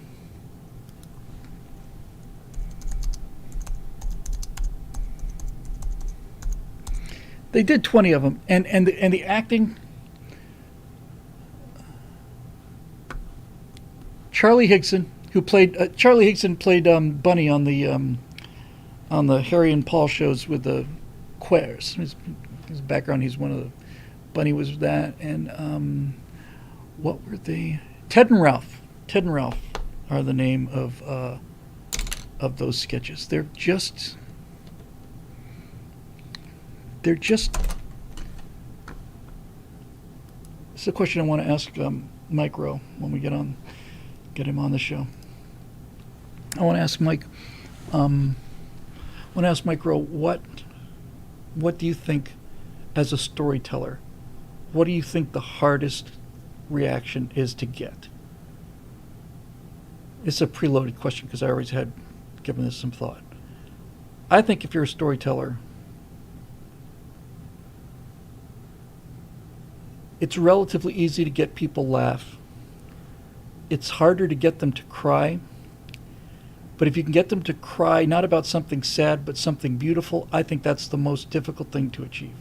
I think you really, really, really have to know what you're doing to get people to weep at the beauty of it. I remember I did that for myself anyway on Courage in Silent America, the thing I did on the Columbia disaster. I wrote it the day I heard about it. And I just remember that last line just so well, and I remember the way just everything just built to it, and it was just like, boom! It's just like it's like this punch, and it's melancholy, and if you can get people, if you can move people to the point where they're not crying out of sadness so much as they're crying out of beauty, that is, I think, the hardest thing you can do, and Winston Churchill was notorious for this. He'd just start bawling at everything. Interesting thing about Churchill is Churchill would listen to a rousing speech and he'd cry, or he'd go down to the subways or the underground and talk to regular British citizens, and they'd say things that would make him so proud that he'd cry, and he'd talk about, our finest hour, and he'd cry. He cried out of the beauty of it, but I'll tell you what he never did was he never cried when there was a bombing. He never cried when the Germans were. He never cried when it wasn't appropriate to cry. He never cried at being scared. Never cried at being upset. Never cried at any of that stuff. He only cried at things that moved him. When it came time to the kind of things that would make other people cry, he was just became a bulldog. It's interesting. It's very interesting. So anyway, let's wrap this thing up.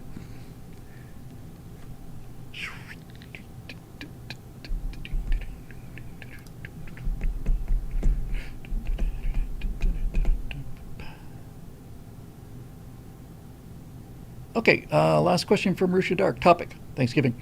Happy Thanksgiving, pilgrims. And to you as well. I'm saying this today in case we're off on Thursday due to the holiday and don't get the chance later. Bill, what are your plans for Thanksgiving this year? What are some of your favorite holiday traditions? And what are some of the common myths about Thanksgiving you think people should be aware of, besides the noble savage myth that is? In other news, been doing a lot of research lately into YouTube marketing in preparation for my own channels. I'll be emailing you some of my findings later that I think will help you out, Bill. Most notably with putting in custom thumbnails on streams and clipping highlights into daily shorts. More on that later. Much love as always, Maru. Thank you very much, Marisha. Deeply appreciate all that and everything you do and all the advice you send me.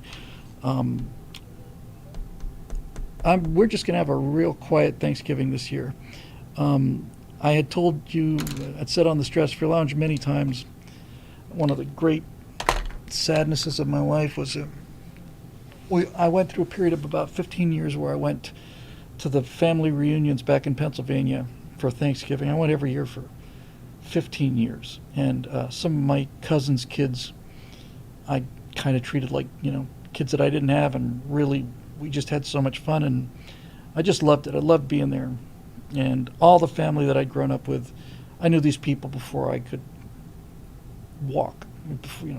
They're like the first people who ever met me. I have no memory of the first time I met them because I was a couple weeks old, I guess. So this big family back there. And then somewhere, it was right around the time of Trayvon Martin, so we've been 2009, 10, somewhere around there, 11. The kids that I'd, been so close to had gone off to college, and they'd all come back as just these big super liberals who knew everything about everything. And they started giving me a real hard time, They started giving me a real hard time. I'd been like a, favorite uncle to these kids and bought them a lot of stuff when I didn't have any money, and they did. And all of a sudden, I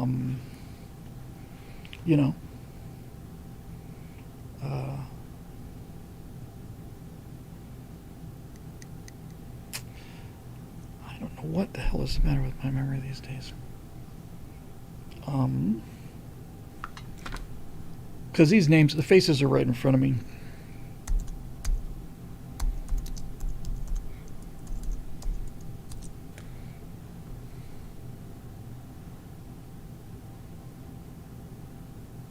Rachel Maddow. How could I forget this?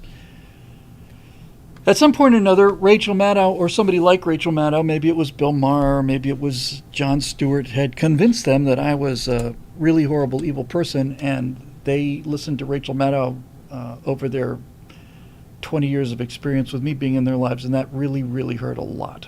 And they kept poking. This is something I've noticed about progressives, is that I'm not saying all the fights at Thanksgiving are started by progressives, but I'd be willing to bet you that 8 or 9 out of 10 of them are, because they can't just leave it alone. They just can't. It's not.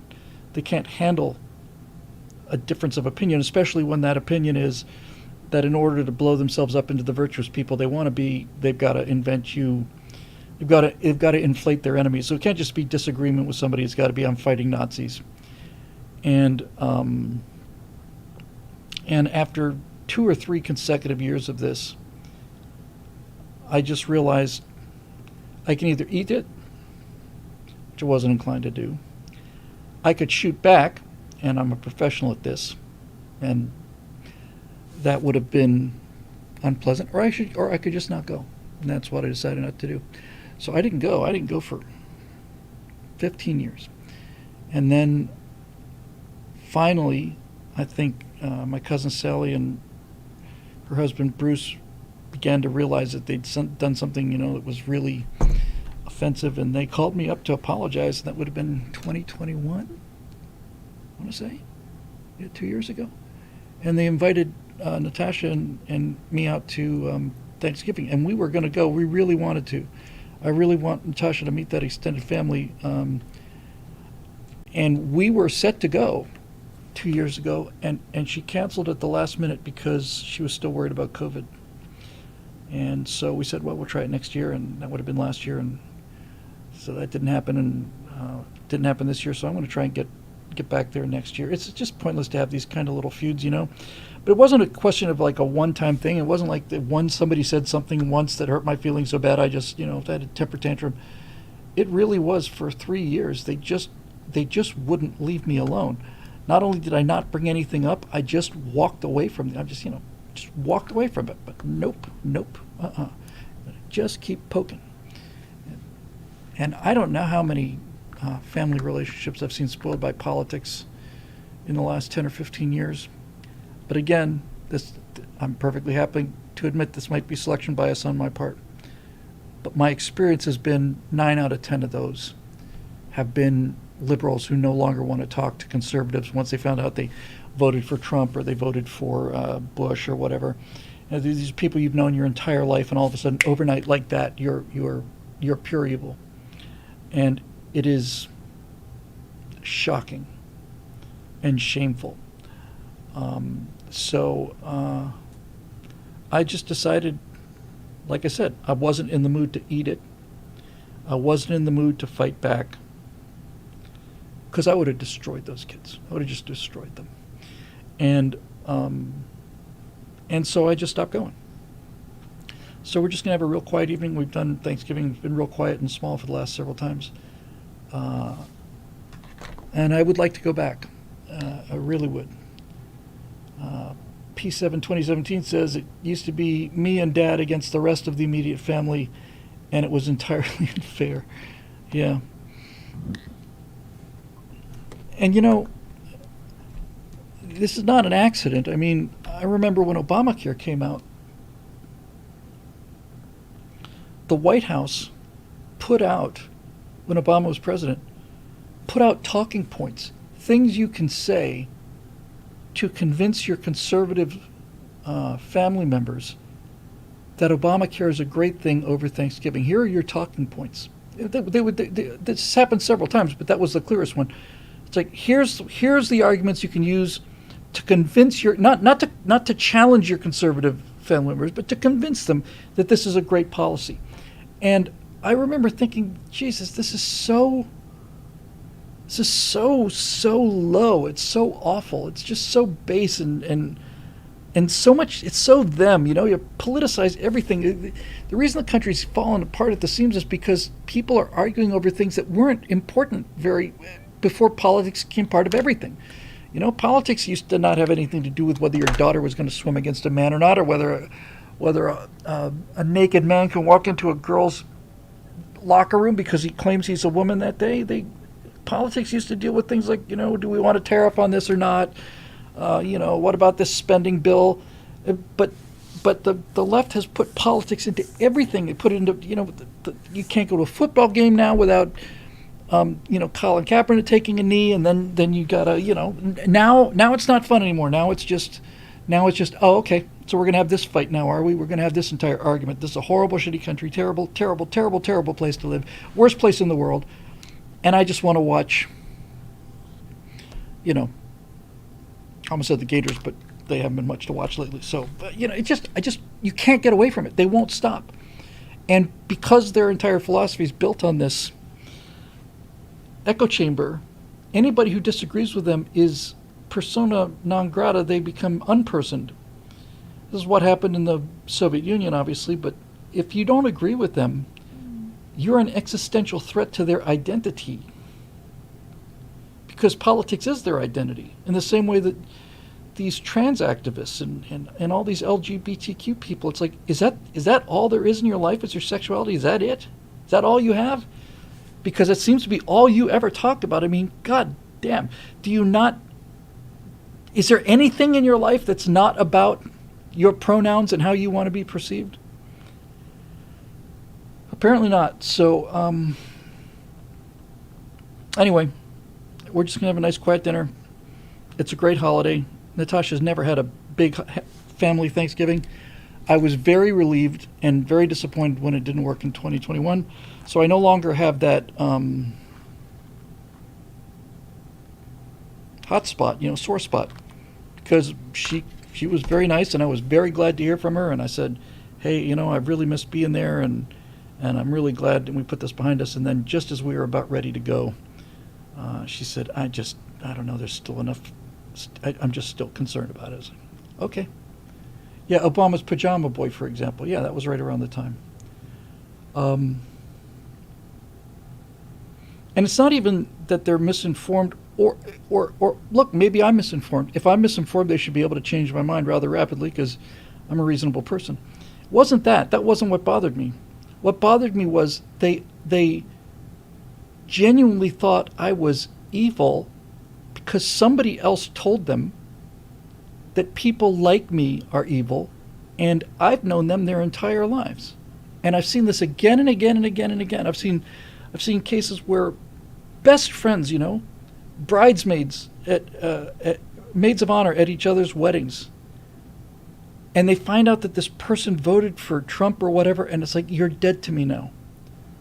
What? You're dead to me. I had no idea that you could be so evil as to disagree with me, But we're not disagreeing with them. We are evil because if we disagree with them, we've got to be Nazis. Because if we're not Nazis, then it's just a disagreement. But if we are Nazis and racists and homophobes and all the rest of it, then they are warriors for justice. So it's all about them. It's all about their self-perception. Same thing with the trans community. It's all about what they misgendered me. So what? I go to so much trouble. I have to deal with this every day, and they don't have the common respect to ask me what my pronouns were. It's like, you know what? It's not my problem. I don't care. It's not my problem. I'm not after you. I don't want you in camps or anything. I just don't give a shit. Honestly, I don't care.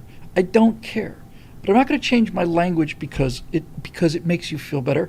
And I sure as hell I'm not going to change my perception of reality because your neuroses is so intense that if anybody doesn't play along with this mental game that you're playing with yourself, they must be silenced, canceled, or locked out in some other way. I'm not going there. I'm just not. And I don't know. It's all, to me, it just seems all such neurotic behavior about people who are so unsure about themselves and what they believe that any kind of dissent, we were talking about Monty Python a couple of minutes ago, and the shrubberies. It's like the knights who say knee. It's like they can't. It's painful for them. Jay Coulter says, you're denying my existence. I'm not denying your existence, sir or madam. You can be whatever you want to be. Knock yourselves out. If you're somebody new I care about, I would take care to try and get it right for whatever is appropriate for you this week. But Your mental illness is not my problem. And we need to hear more of that kind of conversation these days. Really, really do need to start hearing a lot more of this. Oh, you're transphobic. Not transphobic. I'm a reality file, and I'm not getting off of that boat for you. In fact, I'm not getting off of that boat for anybody. And the arrogance that you think you can have your own language, your own adjectives, your own pronouns, your own everything, and I'm expected to conform to your desires? No. Just because you want something doesn't mean you have a right to get it. And this is the thing, again, that comes back to the body cam footage and all of this stuff that I'm seeing, these social pathologies, is like two generations now has been led to believe that if they just cry and stomp long enough, they'll get what they want. And why wouldn't they believe that? Because it's been experimentally true for them. And it's not. I've said this many times before. If it turned out that I thought the future was going to be a future of limitless green energy, where Americans just become super soft and all of this stuff, I'd be more okay with it. I'd just say, okay, well, things have changed. But clearly, that's not what's going to happen. The coexist problem is with the C. You know, it's not all the other letters, it's the C that's the problem. The crescent is the problem. Everybody else getting along just fine. And this idea that I heard somebody shooting down, rightfully so, John Lennon's Imagine, which is one of the most puerile songs ever. And, written by a multimillionaire about giving up your possessions, you poor people who, living in your $30 million houses or whatever. Apparently, when Elton John heard the lyrics to Imagine, he wrote a note back to John Lennon, who was had an entire floor in this brownstone in New York City, and Elton John wrote him back and said, imagine 6 apartments. It isn't hard to do. One is for fur coats only, the other one for shoes. That's a great response, man.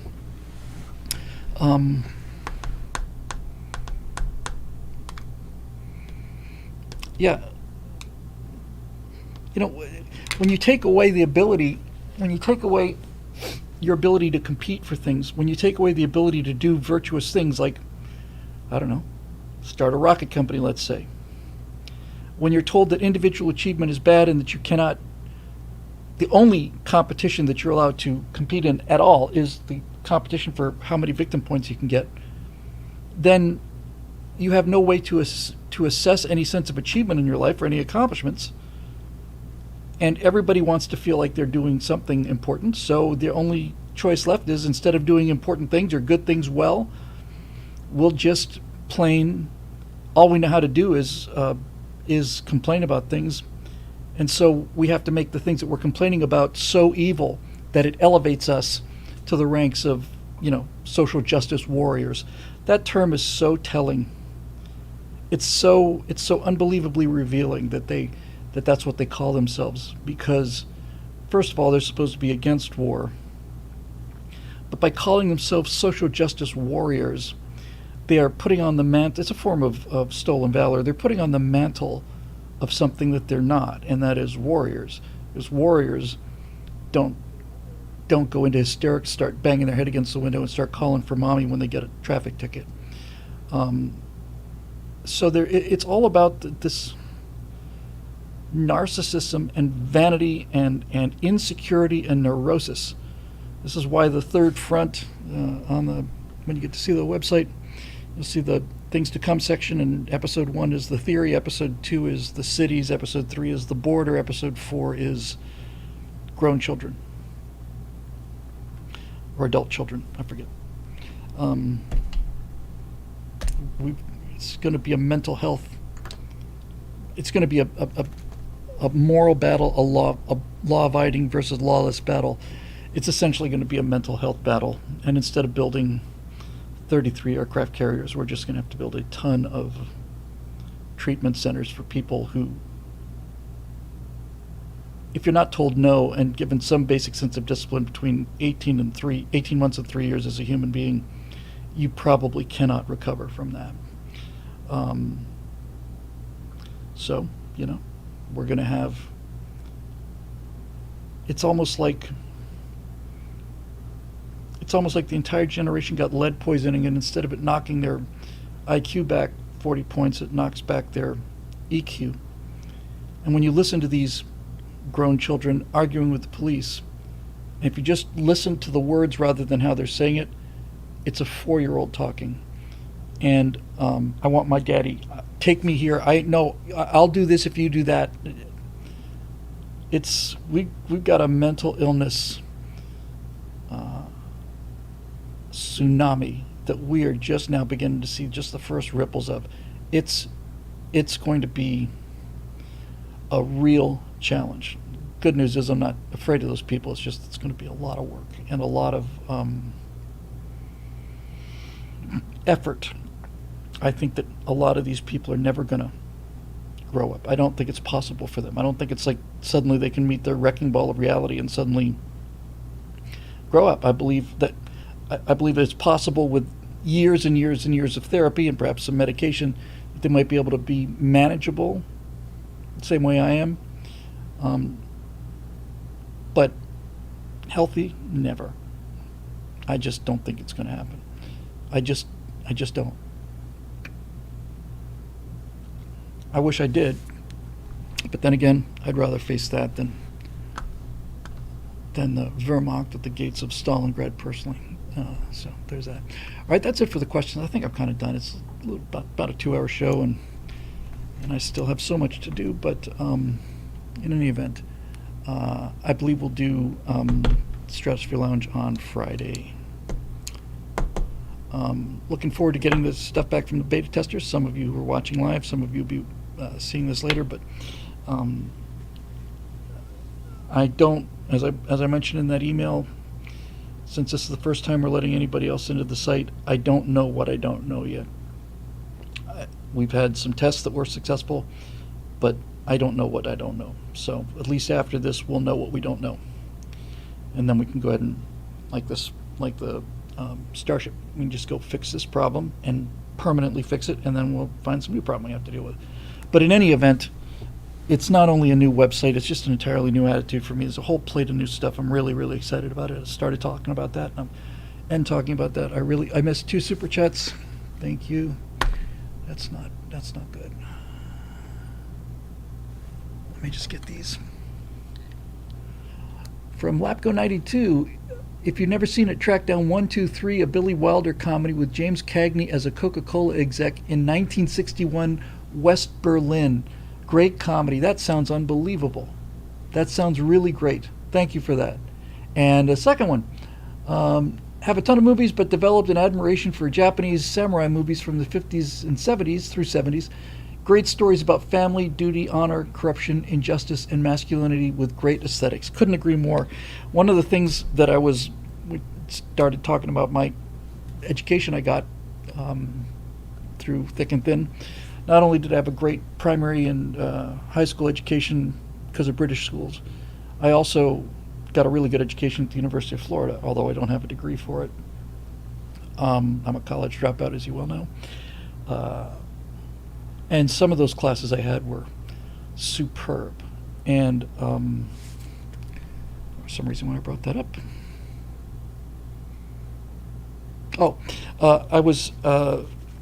I was a theater major, but I wasn't a BFA. I was a BA. A BFA is for people who take it seriously. A Bachelor of Fine Arts. A Bachelor of Arts is a lower bar to clear in theater. You want to talk about being able to write your own ticket financially for the rest of your life. A BA in theater it's hard to believe you could beat that. But I spent a lot of time in film classes, and when I made 2 movies when I was a senior there, or junior there, 16mm movies, raised money for them independently, entered them into the Student Academy Award competition through the English department film studies class, because there was no film school at the University of Florida. There was one at the University of Miami. And I made a movie that was called The Pigeonhole. It was a comedy. And it got to the national finals. It was the winner for the southeastern region. And once again, some reason why I brought this up. Oh, sorry, yes. And in that film class, in the number of film classes I took, I was lucky enough to see, on company time, so to speak, while I was in class, I was lucky enough to see a number of films. And we also had a number of really important films showing at the student union, like on a Tuesday night or something. They would have, Seven Samurai, or man, my brain, I really think I'm just either tired or dehydrated. It's an Akira Kurosawa film. It's on the tip of my tongue. It's the one where everybody reports a different version of what they all saw together. Rashomon? Was it Rashomon? But we saw that. I saw The Bicycle Thief. I saw Jules and Jim. I saw Un Chien Andalou. I saw Wild Strawberries, Seventh Seal. I saw, man, Broken Blossoms, American classic with Lillian Gish. Rashomon, thank you, Andrew. I saw a lot of classic, Citizen Kane, obviously, just classic films that I never would have been exposed to. And it's foundational knowledge, I mean, Kurosawa is famously his, was it the Hidden Castle? Hidden Fortress? Was apparently what Lucas used as the basis for the Star Wars story, but it's basically a journey of the hero story, rescue the princess from this, from this fortress kind of thing. And I saw Battleship Potemkin, which I talk about a great deal of in episode 3 of Empire of Terror, because our picture of the Russian Revolution comes to us from Sergei Eisenstein, who made a movie after Potemkin called October, where you saw thousands of people storming the Winter Palace and, entire city mobilized. Didn't happen. Nobody knew what was going on. There were maybe, 40 people in motion. And it was just completely made up. One of the most famous sequences in film history, if you're a film student, is the massacre on the Odessa steps in the Battleship Potemkin movie, which is Sergei Eisenstein was a true believer, a socialist filmmaker, and when Lenin's revolution happened in 1917, needless to say, there was no more private investment in movies, so there had to be a state board of cinema, or whatever the hell it was called, and the Soviets were so poor they didn't even have money for film stocks. So Sergei Eisenstein spent a couple years taking Western movies and re-editing them, and he learned a lot about things. He learned that if you took a person's completely neutral expression and you cut it against shots of like this sumptuous dinner, that people would perceive that person as being hungry. Then you take the exact same footage and cut it among rats or whatever, and people would perceive that that person was frightened. And that's a big insight. And so when they finally gave him a chance to make a movie, they made Battleship Potemkin for the, what would that be, I think they made it in 27, might have been, 10-year anniversary of the revolution, maybe the 5-year, I don't remember. It's an anniversary of the revolution, and so he has a chance to go direct his own movie, and he does this scene that takes place on the steps of Odessa. Now, Odessa is a relatively new Russian town, and it's on the Black Sea, and it's got a series of steps that go up a very long way, and they're very wide. And there was this big Russian massacre there where the Tsar's troops just gunned down these innocent civilians, and the metaphor is this woman gets shot down and she lets go of her baby carriage, and the baby carriage is just careening down this thing. 25, so thank you. So it was some anniversary. So it just showed the cruelty of the Tsar's regime, and when I was doing the research on this for Empire of Terror, I knew that Eisenstein had made October About the Revolution, which would have been 27, I think, for the 10-year anniversary. And I came to realize that the Russian Revolution was nothing like what the movie was about. So then I went back and did some research about the big massacre on the steppes of Odessa during the either the Civil War or the uprisings after Bloody Sunday in 1905, and I found out that it never happened. It just never. It's not like they just didn't cover it. They invented it out of whole cloth, and you see this baby going down these steps, and you see these faces of these czarist guards, and you just want to kill every one of them. And it turns out it never happened. It's just excellent propaganda. It's really, really good propaganda. But Eisenstein,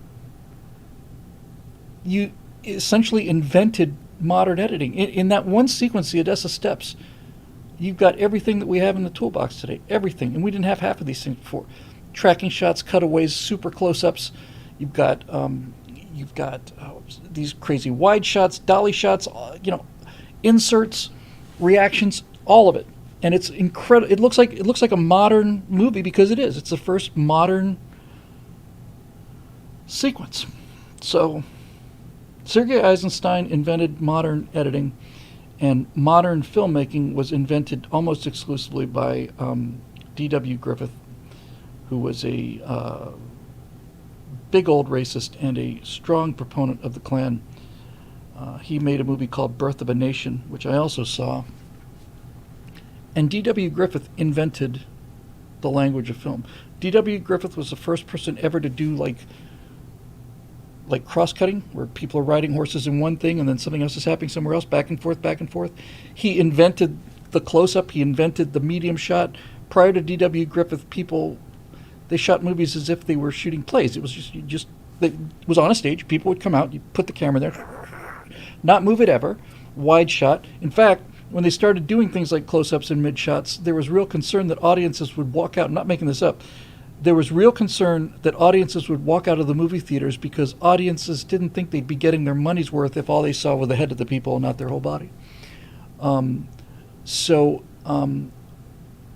Birth of a Nation wasn't even revolutionary. It was just transformative. It's like, what? We can do all these things? Yeah, flashbacks, all this stuff. It never been done before. He just invented it. I just wish he'd been a better person, that's all. But can't take the artist away from the work. You can say whatever you want to about the artist, but that doesn't diminish the work. I am surrounded by images of Captain Kirk here, who's my all-time Uber model and hero, and I just worship Captain Kirk. I'm not a big fan of William Shatner at all, and I got over that disconnect quite a long time ago. So, but this is and this is the kind of thing I'd like to do in Gen Z Academy. I don't think I'd get to all of those movies, but you need to watch this all the way through. It's boring. Yes, it's boring. It's boring if you're in there to be entertained. If you're in there to be educated, it's suddenly fascinating. But I just got super, super lucky. Radical Robot says, I thought Sergio Leone invaded the close-up. No, that was way before his time. Leone may have pushed the limits of it, may have been like the super, super close-up. But this business of wide shot, mid shot, close-up, reversing shot, over-the-shoulder shots, it's all D.W. Griffith. And if you look at Charlie Chaplin movies, there are moments where there's kind of coverage, but if you think about a Charlie Chaplin movie, you're pretty much seeing the whole frame, and there he is as a little tramp, and he's running around doing all these other things. You might see him at a table, waist up, but I don't think you ever saw like a big, well, maybe you did, big close-up of Charlie Chaplin. It was just, there. Any story behind the John Voight cutout? Yes, John Voight's going to be the first person we're going to interview on a new segment called Story Mechanics. It occurred to me after only a mere 15, 16 years, that I had some famous friends and that I could talk about morality and storytelling and talk about politics by not talking about politics, by getting to the essence of what the human condition is. So John is the first of the people that'll be there, and then in this order, I'm hoping, I might have to change the order, but as soon as I get this stuff mounted, John Voight, he's back. Gary Sinise, second. Mike Rowe, third. Tommy Dreesen, fourth. Adam Baldwin, fifth, something like that. And so this will be members-only content for once. We're going to run it like a business just for once, just to see what happens, where if you want the product, you have to pay for it. We'll still be doing all the political stuff for free. And we'll put out teaser segments and also some other scraps and stuff. But to really see the edited interviews, you have to be a member. That's all there is to it. And if I can make that interesting enough and I know the conversations will be interesting enough, cut together some great little 1 or 2 minute highlights, put those out on YouTube, and we'll see if we can't get people to sign up and keep this ball rolling, because there's some great things to talk about. So with John, I'm going to talk about primarily 2 things. I'm going to talk about The Heart of Gold,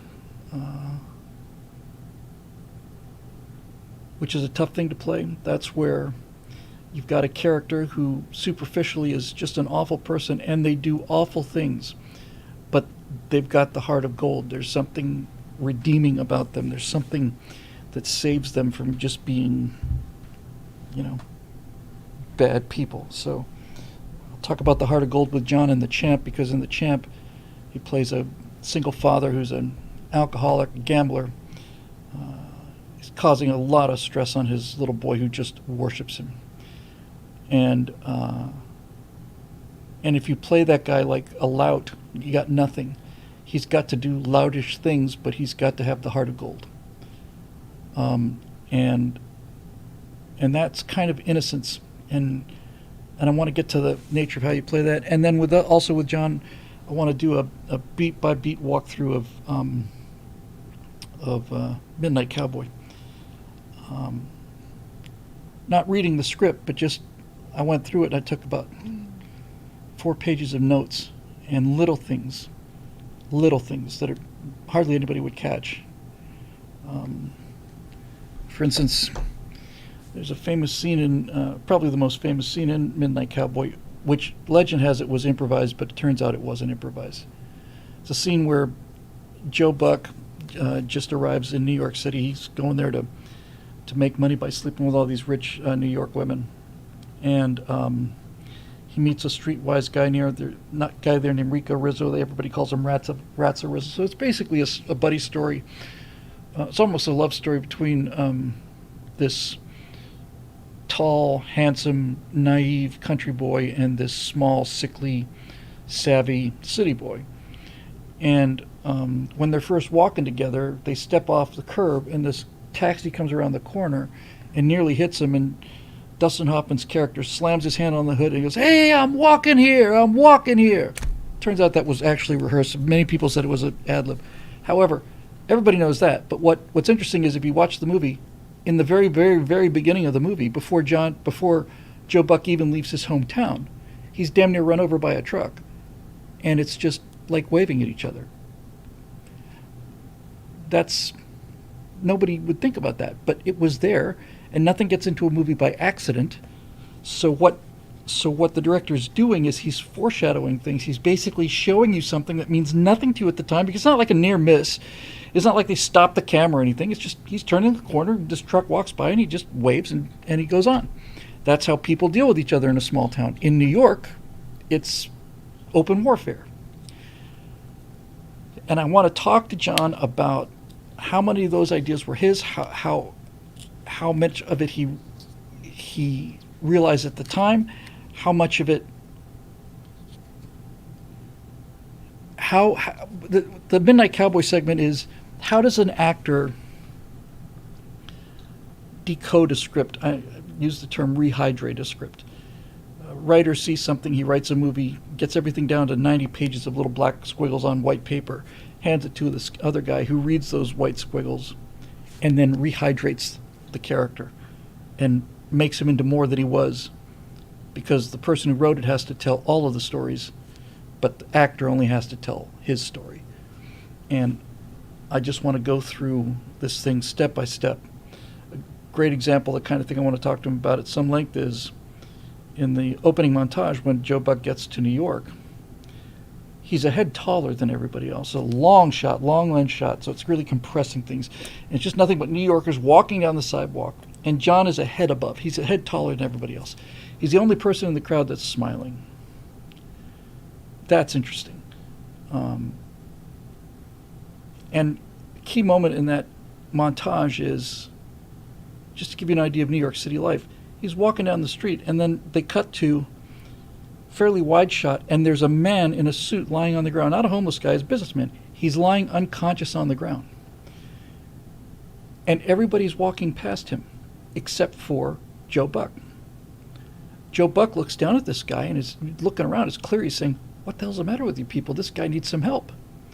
So that shows that Joe Buck is retained humanity that New Yorkers don't have. But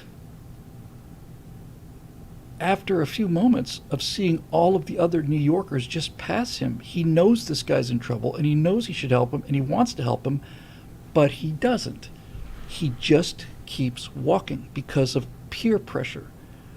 That says a lot about this guy. The fact that he cares enough to want to do something, and at the same time is not self-assured enough to actually do something. That's depth. That's dimension. That's a character. That's not a Mary Sue. You could have done the montage without it, but you wouldn't have learned anything without it. This thing you learn about this guy, and he plays this. I mean, he's a gigolo. He does some awful things, but he's always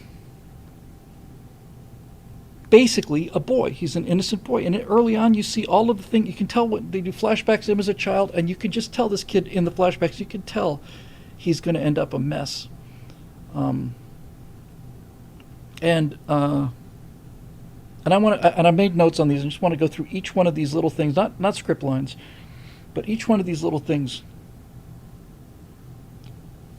For example, just as another example, the very first images of the movie. I mean, you're 30 seconds into the movie, and you got Joe Buck taking a shower, because he's a gigolo. He's a stud. He's just 6'3", gorgeous, all-American kid, and he's taking a shower, and he drops the soap.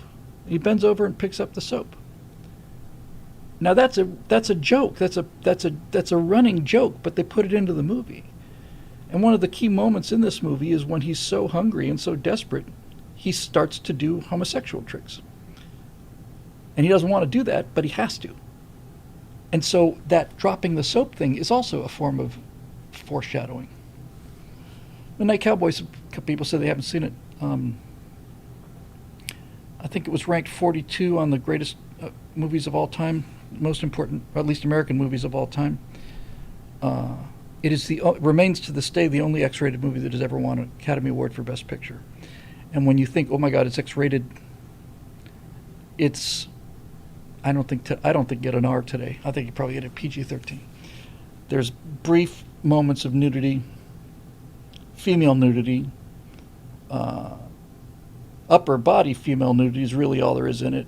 But it mostly got its X rating because it dealt with homosexuality, and it dealt with street people, and it dealt with prostitutes and all the rest of it. I think you get a PG today. But this guy goes through all of this stuff, and I want to know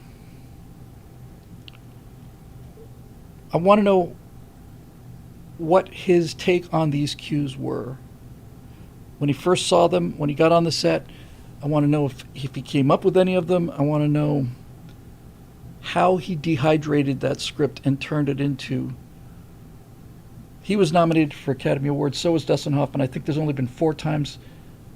Maybe it's more, maybe it's 8 or 11 or something. But There's very rare in the history of film has there ever been one movie that produced two best actors in the same film. It's not too uncommon to have a movie that's so good you got best actor, best supporting actor, but only a few times has there ever been a movie that produced two competing best actor nominations, and Midnight Cowboy is one of them. Neither of them won, by the way. John would go on to win the Best Actor Academy Award for Coming Home, and I think the year after that, or close to that, Dustin won for Kramer versus Kramer, and then Dustin won a second time, I think, for Rain Man. But I just think people need to, hear how you tell a story, and I think if you can get to how John Voight, when I first talked to John about this, he was a little reluctant. He's the only person who was even remotely tentative about it.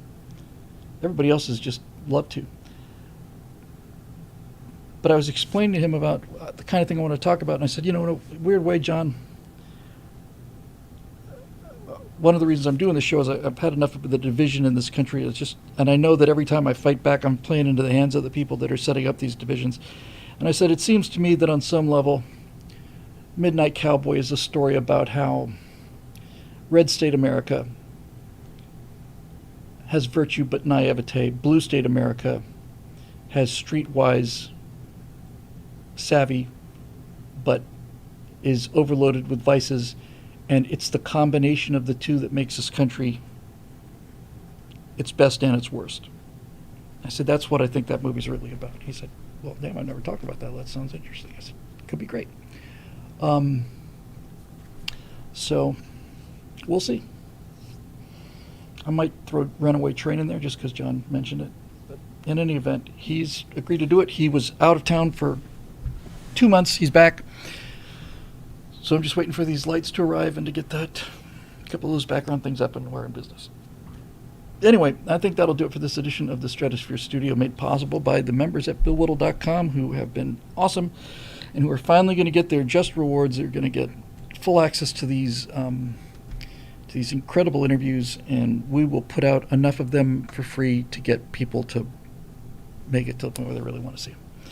We'll be talking to Gary Sinise about Super Truth with a term I come up with for Apollo 13, and we'll talk about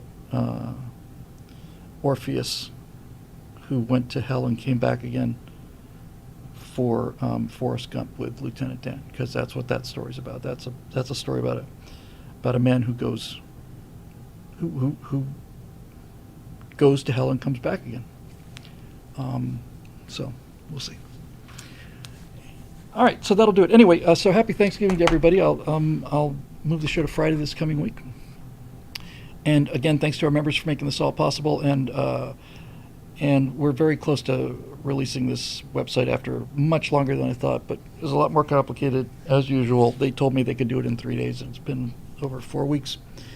But I'd rather have it right than release it early and just have it be all filled with all kinds of errors and gross stuff like that. So anyway, we'll see.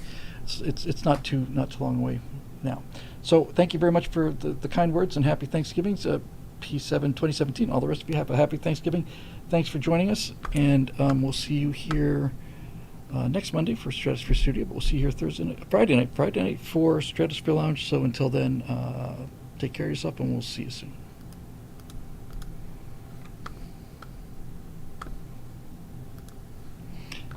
Okay, that's them gone. And good night, YouTube, and we'll see you guys soon as well. So take care.